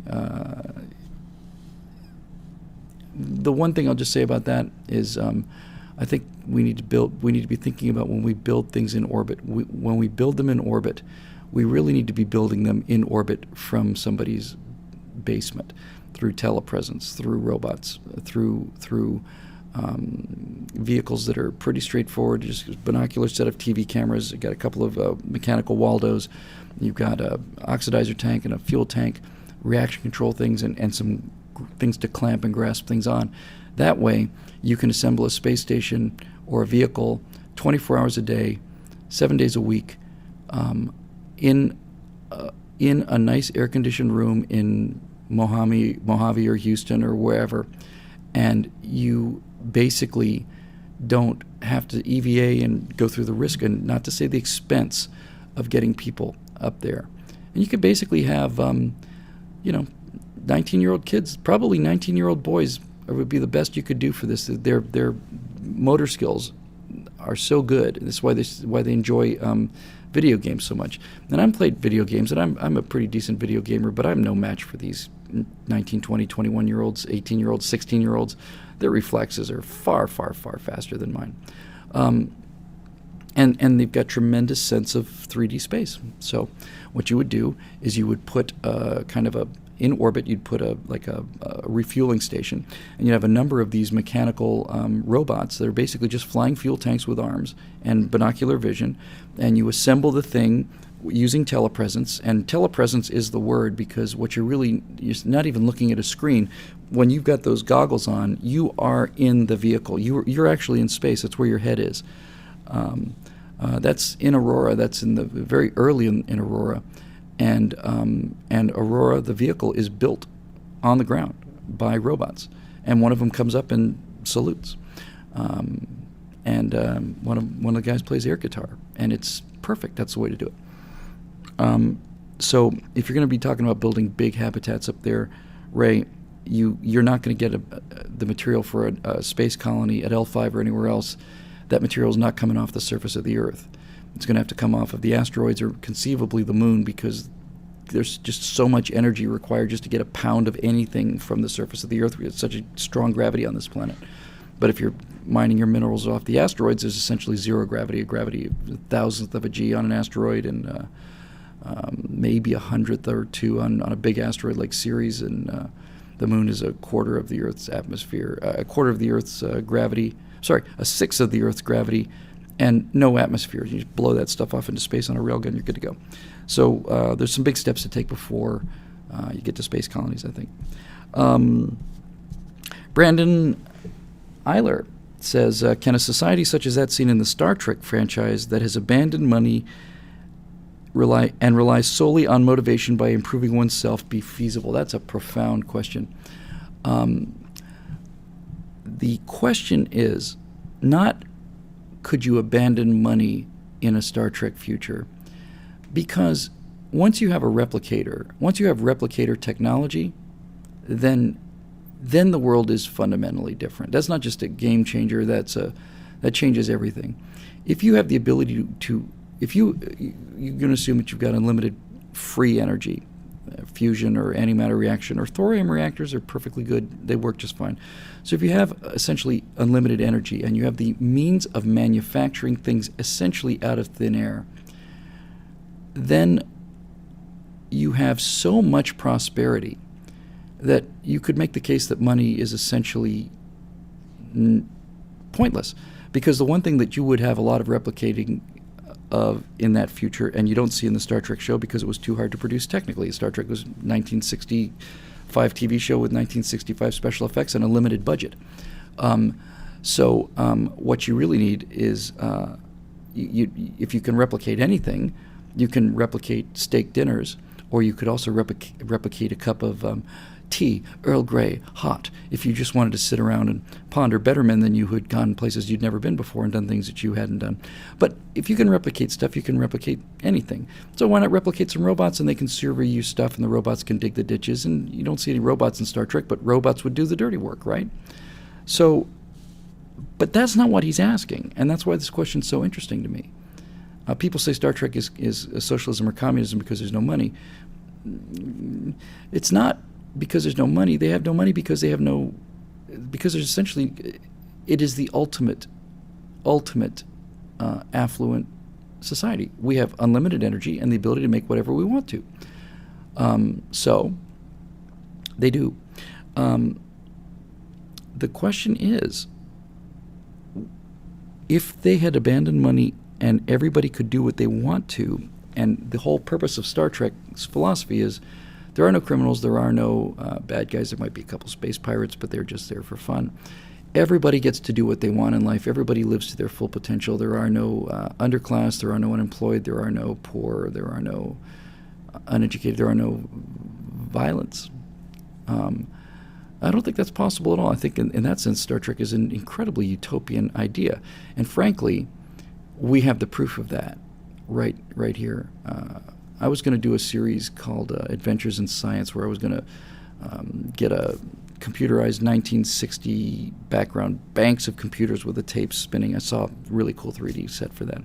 And I was going to do it with a little mustache and a white lab coat, and do it in black and white and wrinkle it up and get that 50s music and do it as a series of like 1961 predictions about the future. And I think that's actually an idea I might develop downstream, because you can be very ironic in a case like that. You can actually almost be heartbreakingly ironic. And here's the salient answer to your question here, Brandon. In the Adventures in Science segment I was going to do on computers, I would kludge it up. I would say, imagine a computer that is able to talk to a mainframe computer located downtown in the mega library, where your computer would be able to query the mainframe computer and get the answer to any question ever asked by humankind. All of human achievements, everything ever written, would be stored on this mainframe, and using a small device about this large, you would be able to ask it a specific question and get your answer. Imagine that. And then the irony would be, you would say, if that technology ever became available, that would be the end of poverty. Because if everybody had access to a machine that had that could access all of human information, there would be no more poor people. Because what would happen in a world of the future like that is that people might go to work as common laborers, but they would come home and spend the effort necessary to get a free education and become electricians or plumbers. And certainly people that were unemployed would sit down and use this device in order to give themselves college educations, teach themselves another language, learn how to become biologists, or so on. And this is the magnificent world of tomorrow that's waiting just around the corner for all of us. And that's heartbreaking, because the internet is proof that human beings are fallible, and the internet is proof that socialism will not work. And what I mean by that is, socialists have succeeded by convincing people that there is an underclass of poor and disadvantaged people, and that we have to take money from producing people and give it to them because they are so unfortunate. They're people who are less fortunate than us, and they don't have the skills that we do. There's nothing wrong with them, they just don't have the skills that we do. Well, we live in a world now where virtually every person in America, including poor people, I forget what the number of poor people who have a computer is, but it's in the 80s or 90%. Certainly, you can have access to a computer in this country without batting an eyelid. Virtually every poor person in America has a cell phone now. So, the proof that socialism doesn't work is the fact that the people who have access to free educations don't use that access for free education. We have the ability to train ourselves to become PhDs, take online courses for free. And we don't. We use the internet for porn and for gaming and for Facebook. That's it. That's it. Not to put too fine a point on it, but the speed of internet access, you remember dial-up and 2400 baud. I remember I got logged on to AOL with a 2400 baud modem, and it took 8 or 10, 15 minutes to download a picture, and don't ask me what the picture was of, because I won't tell you. But internet speeds and download speeds into people's homes have been driven by pornography. You don't have to like it, but it's true. It's been driven by porn. It's been driven by the speed of getting images, because text can move very quickly. People wanted images, then people wanted video, and YouTube and all this stuff is all driven by porn. And the speed of computers, speed of computer processors, and certainly the speed of the graphics and the amazing graphics that are available on computers today was driven by the gaming industry. So there you go. Computer games made computers faster and smarter and better looking, and porn made the internet faster. I don't know what the percentage of porn sites on the internet is, but it's something like 50-60%, and something like that percentage of the total bandwidth. You know, I don't have a particular problem with that. I really don't. It's the market, right? And we got what we wanted. We got high-speed internet in millions of colors. It's fabulous. It's why the show is coming to you now. But we have also had for years now the ability, using things like Apple University and all these free. You can get a free education in mathematics all the way up to top calculus for free. You can get training in classes and get certificates either for free or for reasonably small amounts of money in virtually any occupation you want. And people who sit at home with nothing to do have computers and they update their Facebook page, but they could be getting themselves an education and the training they need to go out and become highly paid individuals who will never be out of work again. And they don't. They don't do it. And they don't do it because it's human nature not to do it, because people are generally lazy. I've been out of work for 4 or 5 months at a stretch. I've lived in friends' garages because I was so broke. And I didn't go to work because I was an editor. Now, I could have gotten a job at McDonald's, but I didn't do it.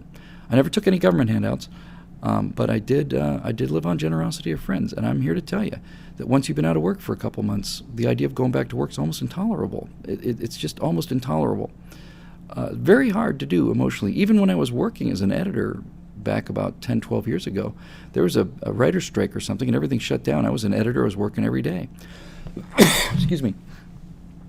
And there was a writer's strike in L.A., and we didn't work for 4 months. And a friend of mine and I, who's a producer, a good friend of mine and I, went to lunch pretty much every day just to have something to do.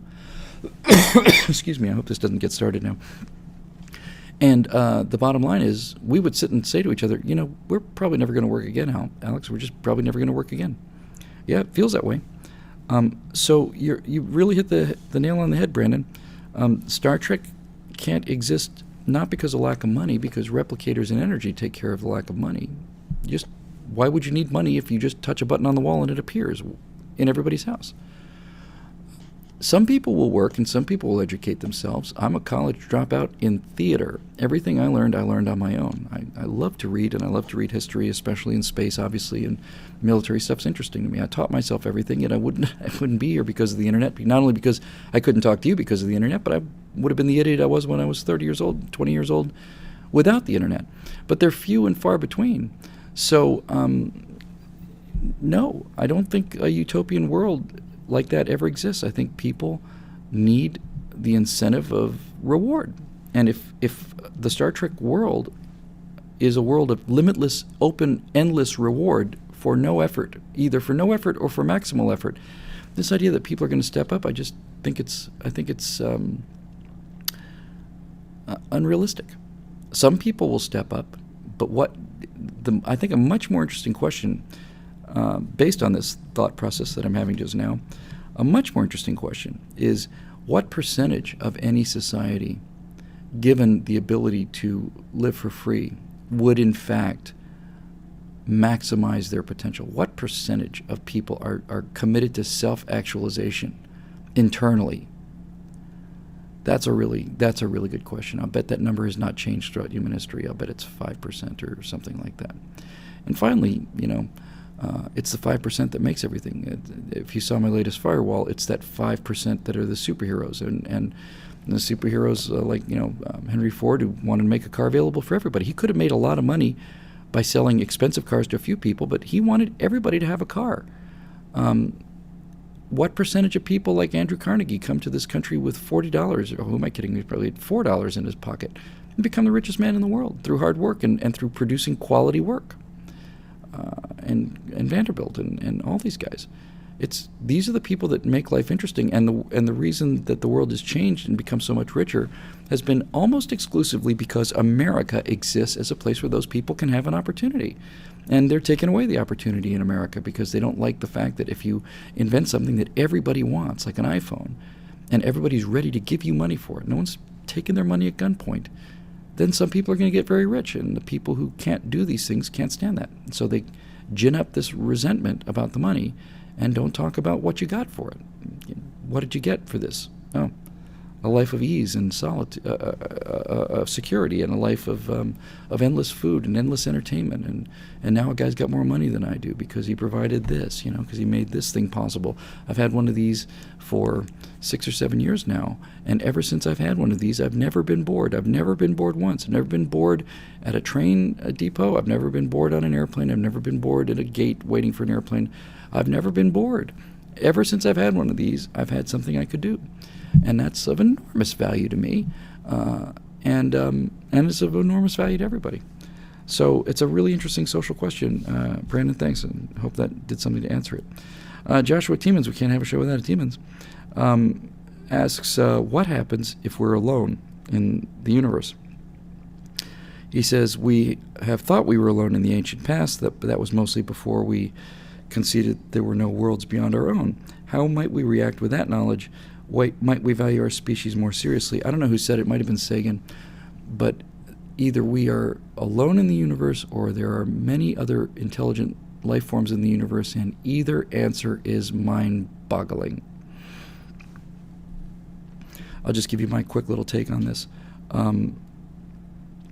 Obviously, prior to modern science, there was no real belief in other planets because we didn't even know there were other planets. We didn't even know what the planets were until we started getting to Galileo and Kepler and Newton. Once we had a telescope, we could see it was a little sphere. Oh, it's not just a little moving spark. It's not a god. It's not a campfire. It's not a piece of crystal. It's a little orb, and chances are it's like our orb. That's only 300-400 years old, this idea. So as we began to think about the fact that there were other planets, the second we realized that there were planets, this happened almost immediately, by the way. The minute that we realized that Mars was a world, an actual world like ours, a little smaller and drier and colder, but a world, instantly people started populating Mars with fictional people. And they thought, well, the gravity's lower, so they'll be taller, and they'll have bigger lungs because the air is thinner, and making logical assumptions about what life on those planets would be. So we've always had a strong desire to populate the universe once we realized that there could be something beyond the Earth. They were talking about lunar people, and there was a sci-fi movie, or not movie, who am I kidding, a sci-fi story, I think. It was certainly the 1800s, might have been late 1800s, maybe even mid-1800s. It was a sci-fi story called The Brick Moon. It might have been H.G. Wells, I'm not sure, but somebody basically makes an orbiting satellite made of brick, and it's got air on the inside. It's just a brick sphere, and it orbits the Earth. All right, awesome. So I grew up in the 60s and 70s, space age and Star Trek, and Mr. Spock is a combination of a Vulcan and a human. And as Sagan pointed out, it's much more likely he'd survive if he was a combination of a human and a dandelion, because at least most of the DNA would be the same. His father's got copper-based blood, and his mom's got iron-based blood, and so he's got, please. But, it opens up the mind. We got blue people out there. We got lizard people. We got dog people. We got lion people. We got all these humanoids. We got stunt actors in suits. And then as we got into the 70s and the 80s, got a little more sophisticated and started thinking about actual, genuine other forms of life. And then the Drake equation comes out, which for those of you who may not know, was really, I remember at the time, I was so impressed by the Drake equation. And now I think it's about the worst thing that ever happened. But an astronomer named Drake basically said, he wanted to estimate the number of intelligent societies, intelligent worlds out there. And so he took the number of suns, and then the number of Earth-like suns, and then the number of Earth-like suns that might have a planet within the habitable zone, and then the number of those that might have a oxygen atmosphere, and then the number of those that developed life. Then a smaller, everyone got smaller and smaller, smaller. Number of stars, right, and the number of stars with planets got smaller. Number of Earth-like planets got smaller and smaller. Number of planets with life got smaller. Number of planets with intelligent life got even smaller. Number of planets with intelligent life that developed technologies even smaller. And then a number of intelligent life with technology that survived their nuclear age got even smaller. And so basically, when this was coming out, I thought, great, we finally got some information. And it turns out the number was anywhere in our galaxy, was anywhere between 100,000 and 25 million, something like that, right?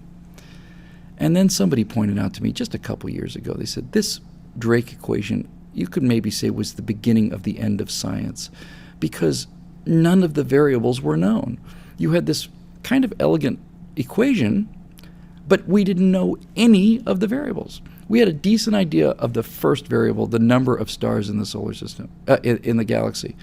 We knew that reasonably well. But the number of planets around stars, we hadn't a clue. Not a clue. Number of them in the habitable zone? Nope.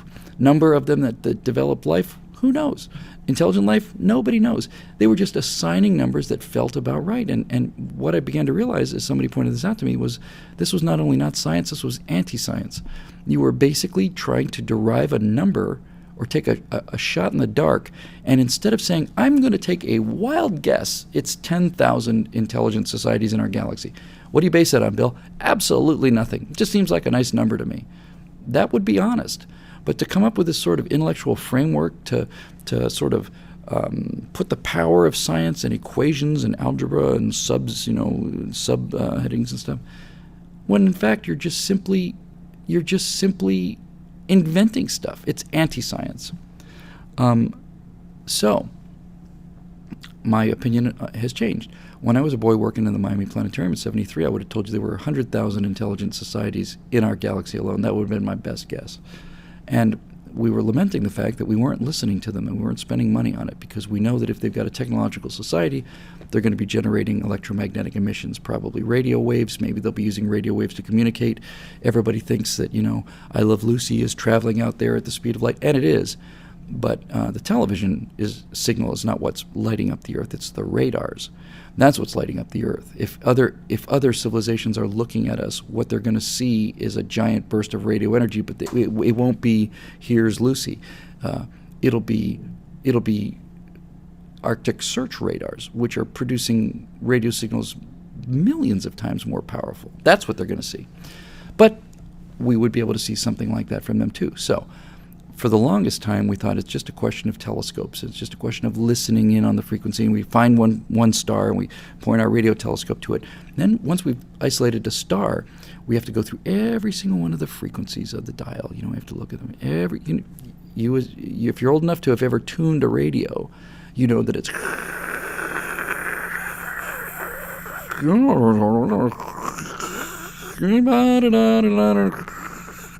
the signal's only in a very narrow part of the total spectrum, and we had to sit there and dial and tune everything.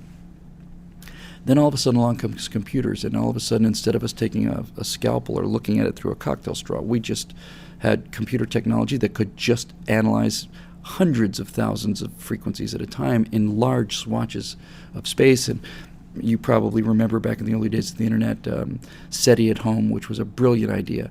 And basically they said, we don't have the computer power. We are able to absorb all this information. We're able to record it, but we can't process it. We don't have the computers. We don't have the money.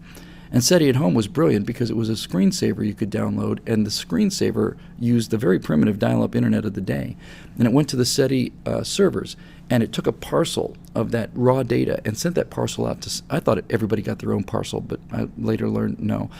SETI at home server would send a packet of data out to 10,000 home computers, let's say. And each one of the home computers worked as a screensaver, so if you were doing your laundry and your screensaver kicked in, or if you left it on overnight, I always left mine on overnight because I wanted to be a guy to detect the signal. So it's using just PC power, but it's using millions and millions of PCs. And each one of the PCs is crunching this data, and then it sends the results back. And then what I learned later was, I thought, man, I'm looking at the little, because they give you a cool little display, and I'm looking for spikes, man. I'm going to be the guy who finds it, But what it did is it would send it back to the home computer, and if all 10,000 information packets came back and showed an anomaly in the same place, like we just sent this out and 10,000 computers analyzed the same data, and all 10,000 of them said, at this time, on this frequency, at this location, there's something interesting. Then they would take real telescopes and real astronomers and point it at that. That's basically what SETI at home did. But SETI at home's been working for 20 years now, and we haven't found anything. And we have listened to a sizable part of the sky now, a significant part of the sky, and we haven't found anything. And that is telling me something. We don't know how likely life is. I suspect life is everywhere. I believe in this panspermia idea. I think life is everywhere. Intelligent life is much more rare, and technological life is very much more rare. So I'm getting to your answer here, believe it or not.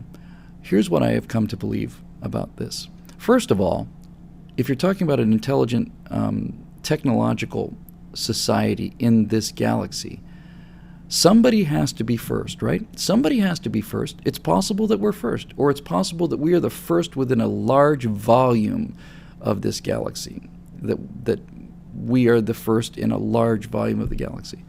Somebody has to be first.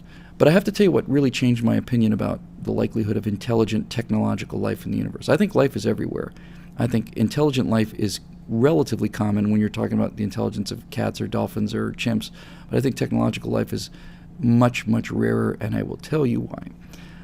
One of the most influential things I've ever watched in my life was a documentary on Discovery Channel back when Discovery Channel was about science and not about, ice road truckers. And I think it was called If the Earth Had No Moon, but that was the premise of it. And only then, at the end of that, did I realize how much of a fluke Earth is. And Earth is not a fluke because of where it is relative to the sun. Any planet of a decent size in that position would be Earth-like and would develop an atmosphere and all that other stuff. But what they found was the moon does a couple of things that are absolutely invisible and absolutely critical. The first thing that the moon does is the moon stabilizes the Earth's rotation and stops the Earth from flipping over. Other planets essentially just precess and they will in fact just tip over. Now, why is that bad? Well, it's bad because if you have a planet like Uranus where the North Pole's pointed at the sun for half the year and then 20 years go by and then the South Pole, you've got the sunlit side bakes and the dark side freezes. So it stabilizes the Earth's seasons at the 23 degrees that we've got right now. But the thing that makes the Earth especially rare is because the Earth is a double planet. We don't have a moon. The Earth is a double planet. When you look at any other planet in the solar system, Mars has 2 moons, but those moons are infinitesimally small. Phobos and just a couple miles across, they're asteroids or specks. Jupiter's got some moons that are the size of nearly the Earth, but Jupiter is so much bigger that the moons are very small, planet's very big.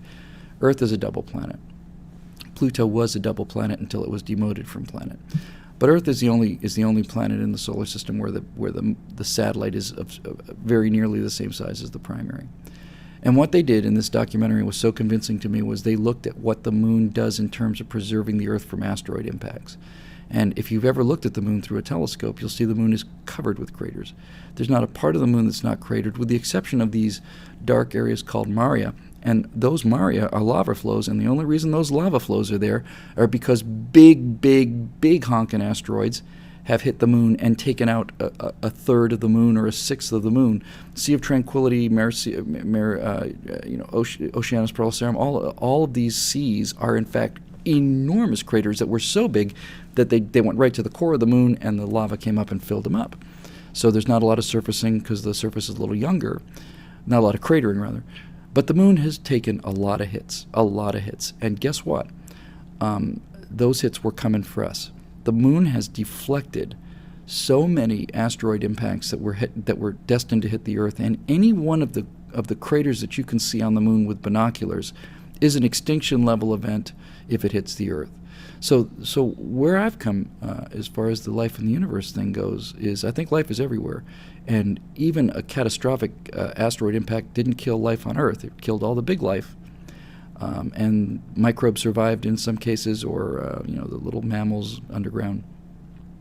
But you got to think about it this way: without the moon, the complexity clock would be constantly reset. It'd just be reset. It'd be like a stopwatch. Go. Here's an impact. Okay. Tick, tick, tick, tick. Yes, life is evolving. It's evolving. It's evolving. It's becoming a little more sophisticated, more sophisticated, more sophisticated, more sophisticated, more sophisticated. This is on Earth now. Oh, look. Okay. 65 million years later, boom. Here's another one. Reset the clock. But without the moon, it's like click, okay, and Earth is starting, and boom, here's another one. Oh, now we've got monkeys, boom, here's another one. These impacts are taking the ecosystem down so much more frequently that you don't get to the point where you evolve intelligence, and you have to have intelligence for a while before you get technology. And I think that we're here because of the moon. I'm quite convinced of it.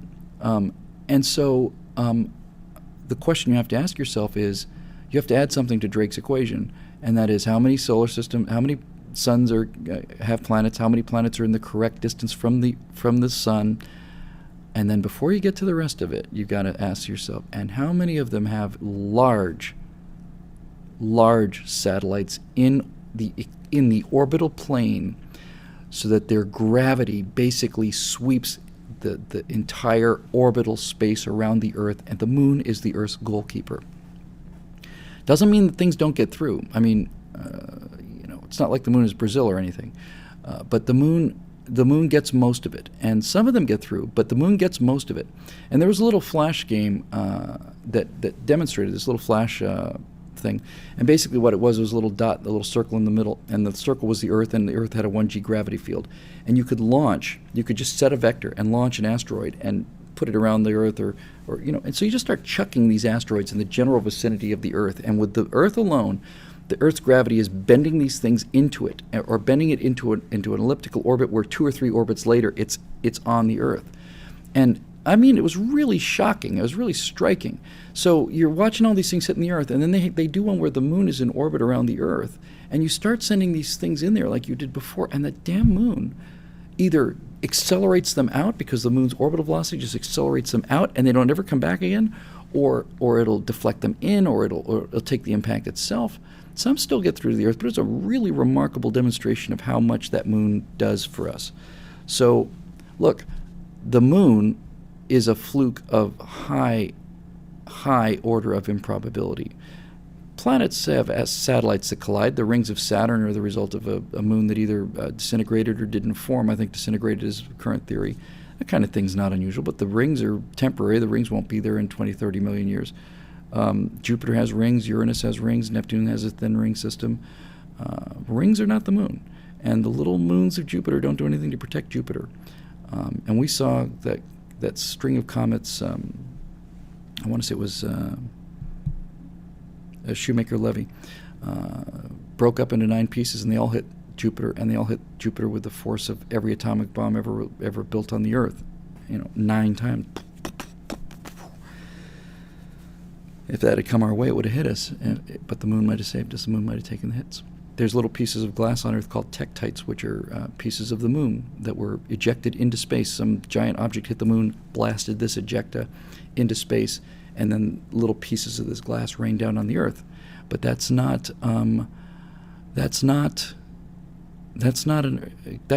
lovely meteor shower. That's like a once in a lifetime view of the night sky. That's not an extinction event. So the moon may have made us unique. Or look, it's not unique. When you talk about the number of stars in the universe, even in the galaxy, 100 billion, 200 billion stars in the galaxy, you're going to get several moons and several Earth-moon combinations, but you're not going to get anything like the 100,000 I thought. 5, 10, 20, 50, who knows? Nobody knows. And when you take that out to every galaxy in the universe, 100 billion galaxies, there are, in fact, without question, millions of intelligent technological civilizations, but they could be very, very, very far away. And even if that's all true, somebody still has to be the first. Somebody has to be the first. Maybe it's us. I don't know. I'll tell you one thing. If you look at human beings as a creature, if you look at them biologically and not astronomically, you will be amazed. You will be amazed at what astonishing creatures humans are. We're astonishing biologically. Think about this. Humans eat everything. There's nothing on the earth that humans don't eat. Humans eat virtually every kind of plant that's not toxic, and when they're hungry enough, they'll eat tree bark. Humans eat insects. Humans eat birds. Humans eat fish. Humans eat sea mammals. Humans eat bears. Humans eat things that fly, things that swim, things that slither. We eat snakes. We eat bugs. We eat insects. We eat grapes. We eat pine cones. We eat everything. That is an evolutionary advantage. Nobody ever discusses this, but there's not another animal in the world that eats everything. Really, it's kind of amazing, really, when you think about it. And secondly, we are infinitely programmable, and all you need to do is to look at what happened in the Soviet Union or Nazi Germany, and watch people who have been led to their death, or their families are being led to their death, or people. This is more true in the Soviet Union than in Nazi Germany, believe it or not. But I've been reading an awful lot about the purges, and you would find people being sent to their death by Stalin and the communists. And as they're being executed, they're saying, "I love Comrade Stalin. I love communism. My death is nothing compared to the great glories of the revolution." That kind of intellectual pliability means that we are as programmable as we are, as infinitely programmable as we are infinitely consumers. Right? So when you talk about technological advances, when you have a species like humans that are such good learners, and we're really pretty tough species too. I mean, you think about this too, we eat everything. We can learn to live in virtually any environment. There are humans living in the North Pole, and there are humans living in the Sahara Desert. I dare you to name another species that does that. There are bears that live in various latitudes. There are bears that are adapted to live in the polar regions, but there are no bears in the desert. Humans live anywhere, and they can adapt to anything, and they're willing to adapt to anything, and they eat anything. And people ask, it's like, it's kind of a fun thing, really. It's like, what's the fastest animal on the earth? That's easy. It's mankind by orders of magnitude. The fastest bird is 200-300 miles an hour. Man has flown 17,000 miles an hour in orbit, 3,000 miles an hour in the atmosphere, and 25,000 miles an hour to the moon and back. What's the deepest creature? What creature survived at the deepest depths? Man. What creature lives in the coldest environments? Man. Which creature can survive in the hottest environments? It's man. Which creature's the strongest? We are. It's amazing. So in order to come up with, rather than thinking about how many other technological societies are like ours, I think a much better question to ask is, how unusual and rare is this? What do you need? You need a sun. You need a planet in the right place. You need a moon, which was the result of another planet called Orpheus, about the size of Mars, hit the Earth. When you look up at the moon at night, by the way, you're looking at the core of the Earth. This planet called Orpheus, about the size of Mars, hit Earth 3.5-4 billion years ago, knocked the core of the Earth into orbit, and that core coalesced into the moon. So the moon is not a foreign body. There was some theory a while ago, before we went to the moon, that said maybe the moon was captured. It was a different body. Excuse me. But nope, that's the Earth core up there. And so when you get into those things, it's actually pretty rare. I think we're not alone, but a lot more alone than I originally thought. Man, excuse me.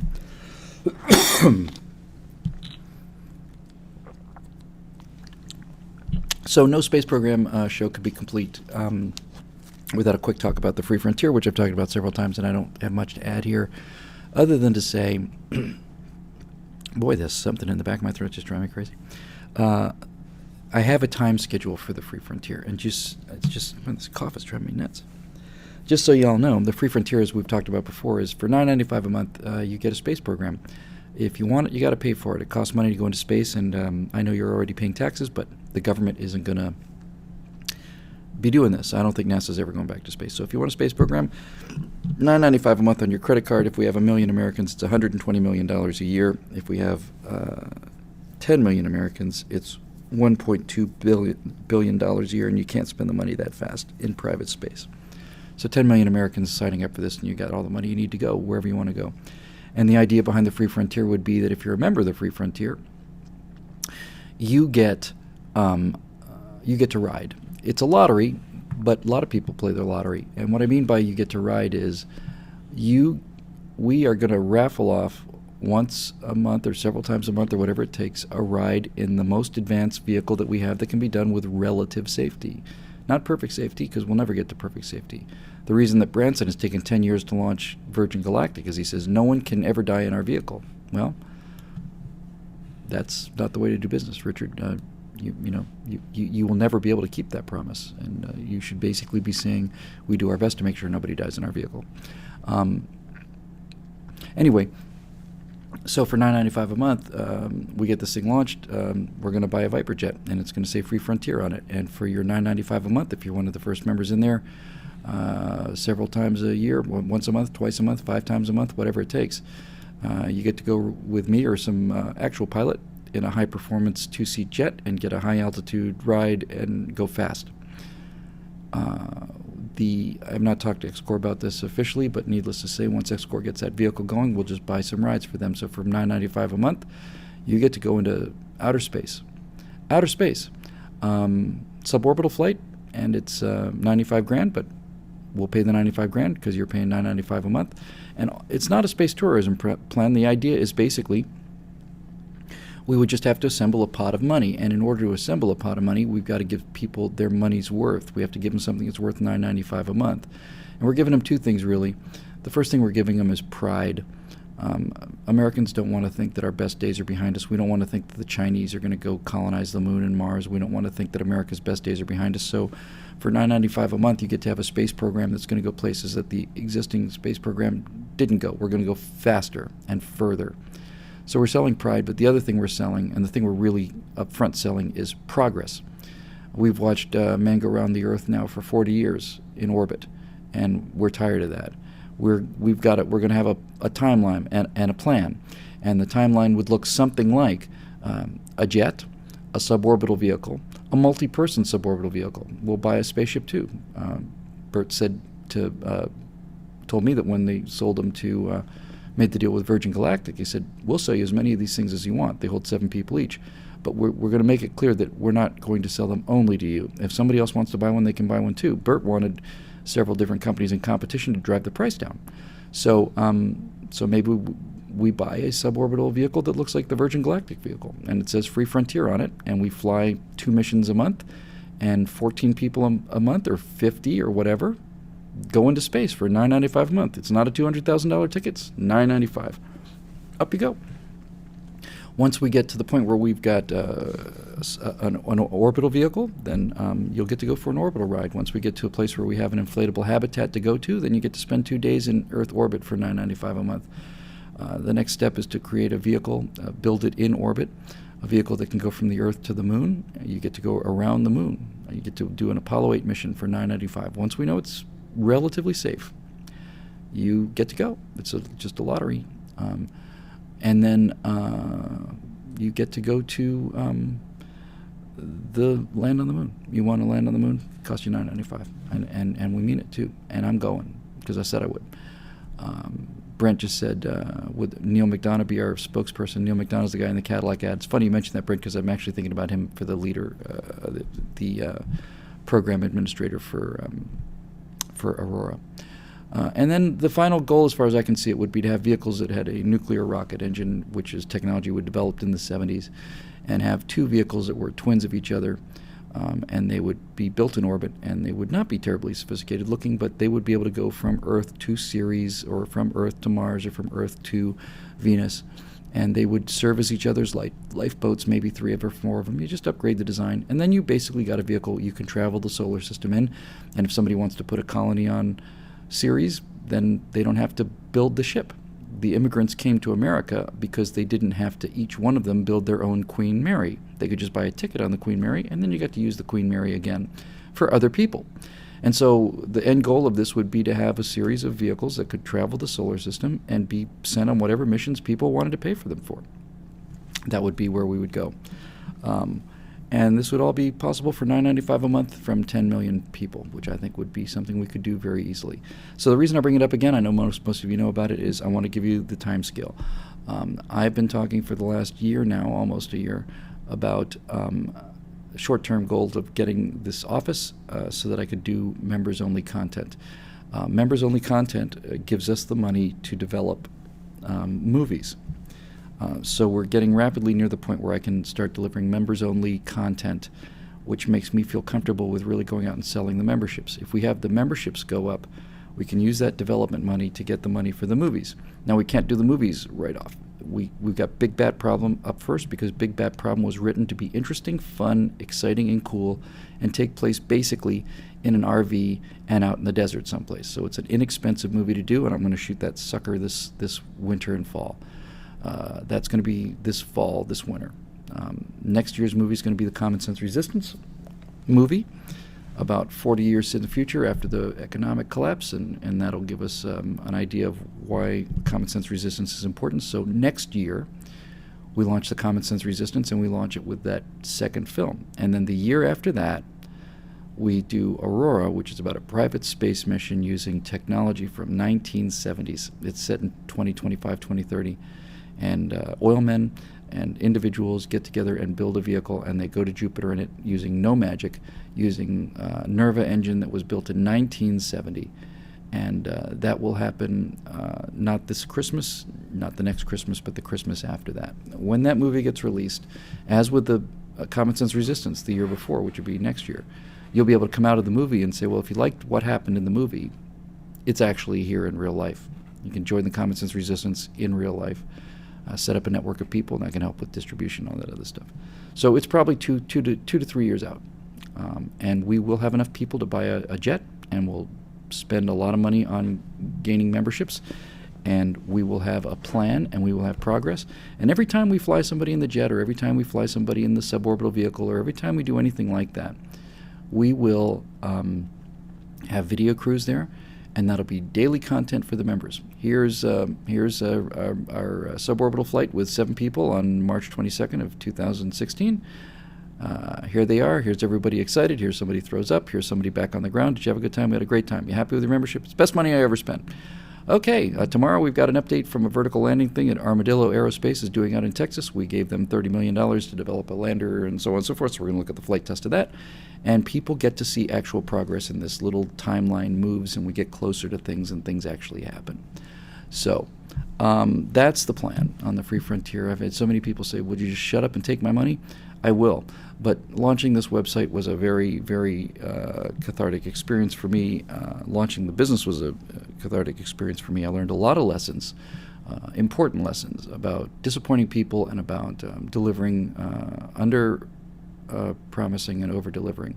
So I'm not going to launch this thing until it's ready, and it's not going to be ready for a while, 2-3 years. But Big Bad Problems is the movie business, and it is a great, interesting, fun sci-fi movie. Common Sense Resistance is a better movie. It's more expensive, and it comes with a real Common Sense Resistance, and Aurora is more expensive yet. But I do believe that in order to sell these things socially, you have to give people you can't tell them. You have to show them. You have to show them. Here is what it will look like. Here's a movie about where we're trying to be, where we're trying to go. And if you come out of this movie on a Saturday afternoon and say, damn it, why can't we do that? The answer is we can do it. And we can do it with $9.95 a month on your credit card. And it'll be utterly transparent, and we'll put a facility in someplace. I'm hoping to put it in on Lake Coeur d'Alene, and put Starfleet Command on one side of the lake, and you put Stratosphere Studios on the other side of the lake, and you're making movies and you're developing technology, and the government can go pound sand. We don't need the government. We're just going to... the last thing I'll say about the Free Frontier is the biggest problem in terms of what we need to accomplish is not money, and it's certainly not technological skill or engineering skill. The biggest problem is the political opposition. It's the government denying us access to space. It's the government saying, well, you don't have clearance for this, or this is a dangerous facility, or you can't do that, or whatever. And certainly when you get into nuclear rockets, they'll say you can't launch these things. It's not safe. And it's like the political fight I have a fair amount of confidence in, because I think that the kind of laws that would actually slow us down would be so arcane. It's not like Obamacare. If you're trying to fight Obamacare, you're trying to fight a tremendously great evil. And you have a lot of people who don't want Obamacare, but you also have tons and tons and tons and tons of people and money and political power that do want Obamacare. If, on the other hand, all of our political energies are focused on repealing, HR 6219, which is the Federal Aviation High Altitude Restriction Law of 2012, if that's the law that we have to get repealed, and we mobilize senators and we mobilize congressmen and movie stars and all this other stuff, then we will win those battles. We're not talking about, yeah, you know what, you socialists want to go do what you want to, fabulous. We're not talking about not paying our taxes. We're not talking about starting our own country. We're just talking about just minding our own business here with the money we have after taxes, and we're just building stuff in our garage. So this one little law that you've got that's in our way here, I'm going to call down half of the country to get you to refine the HB 2463 of Federal Aviation regulations. That we can do. And frankly, if we run into things like bigger things, like they're not going to let us launch a nuclear rocket, then we'll launch the nuclear rocket from China or Russia or Malaysia or Ecuador, and we'll just go down there and pay them. And then we'll tell the American people, you might want to ask your government why Americans cannot launch from America an American space program. You might want to ask them that. Anyway, that's that. So another show bites the dust here. I'll splice them together, get them up on YouTube. 2.5 hours of space awesomeness, and we'll do space warfare next week because that's really, really fun. And then we'll be done with space for a while. Then I want to talk about socialism. I've been reading an awful lot about the gulags and National Socialism, and we can have a couple shows about that. In any event, this is the new office. Those of you who have been paying for the new office, our gratitude is unending. Those of you who've been members and had to leave, I know times are hard out there. I don't want anybody feeling bad about that. And if you're not a member and you can't afford to be one, I get it. Furthermore, if you're not a member because you don't think you see enough members' benefits, I understand that too. I'm a businessman and I'm a realist. I'm also a capitalist.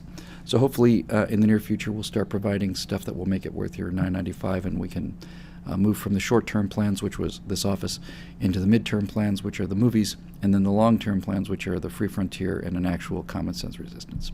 So I got it sorted out, and it's in a line, and I know what I need to do. And we'll keep you posted, because you're the best people on Earth.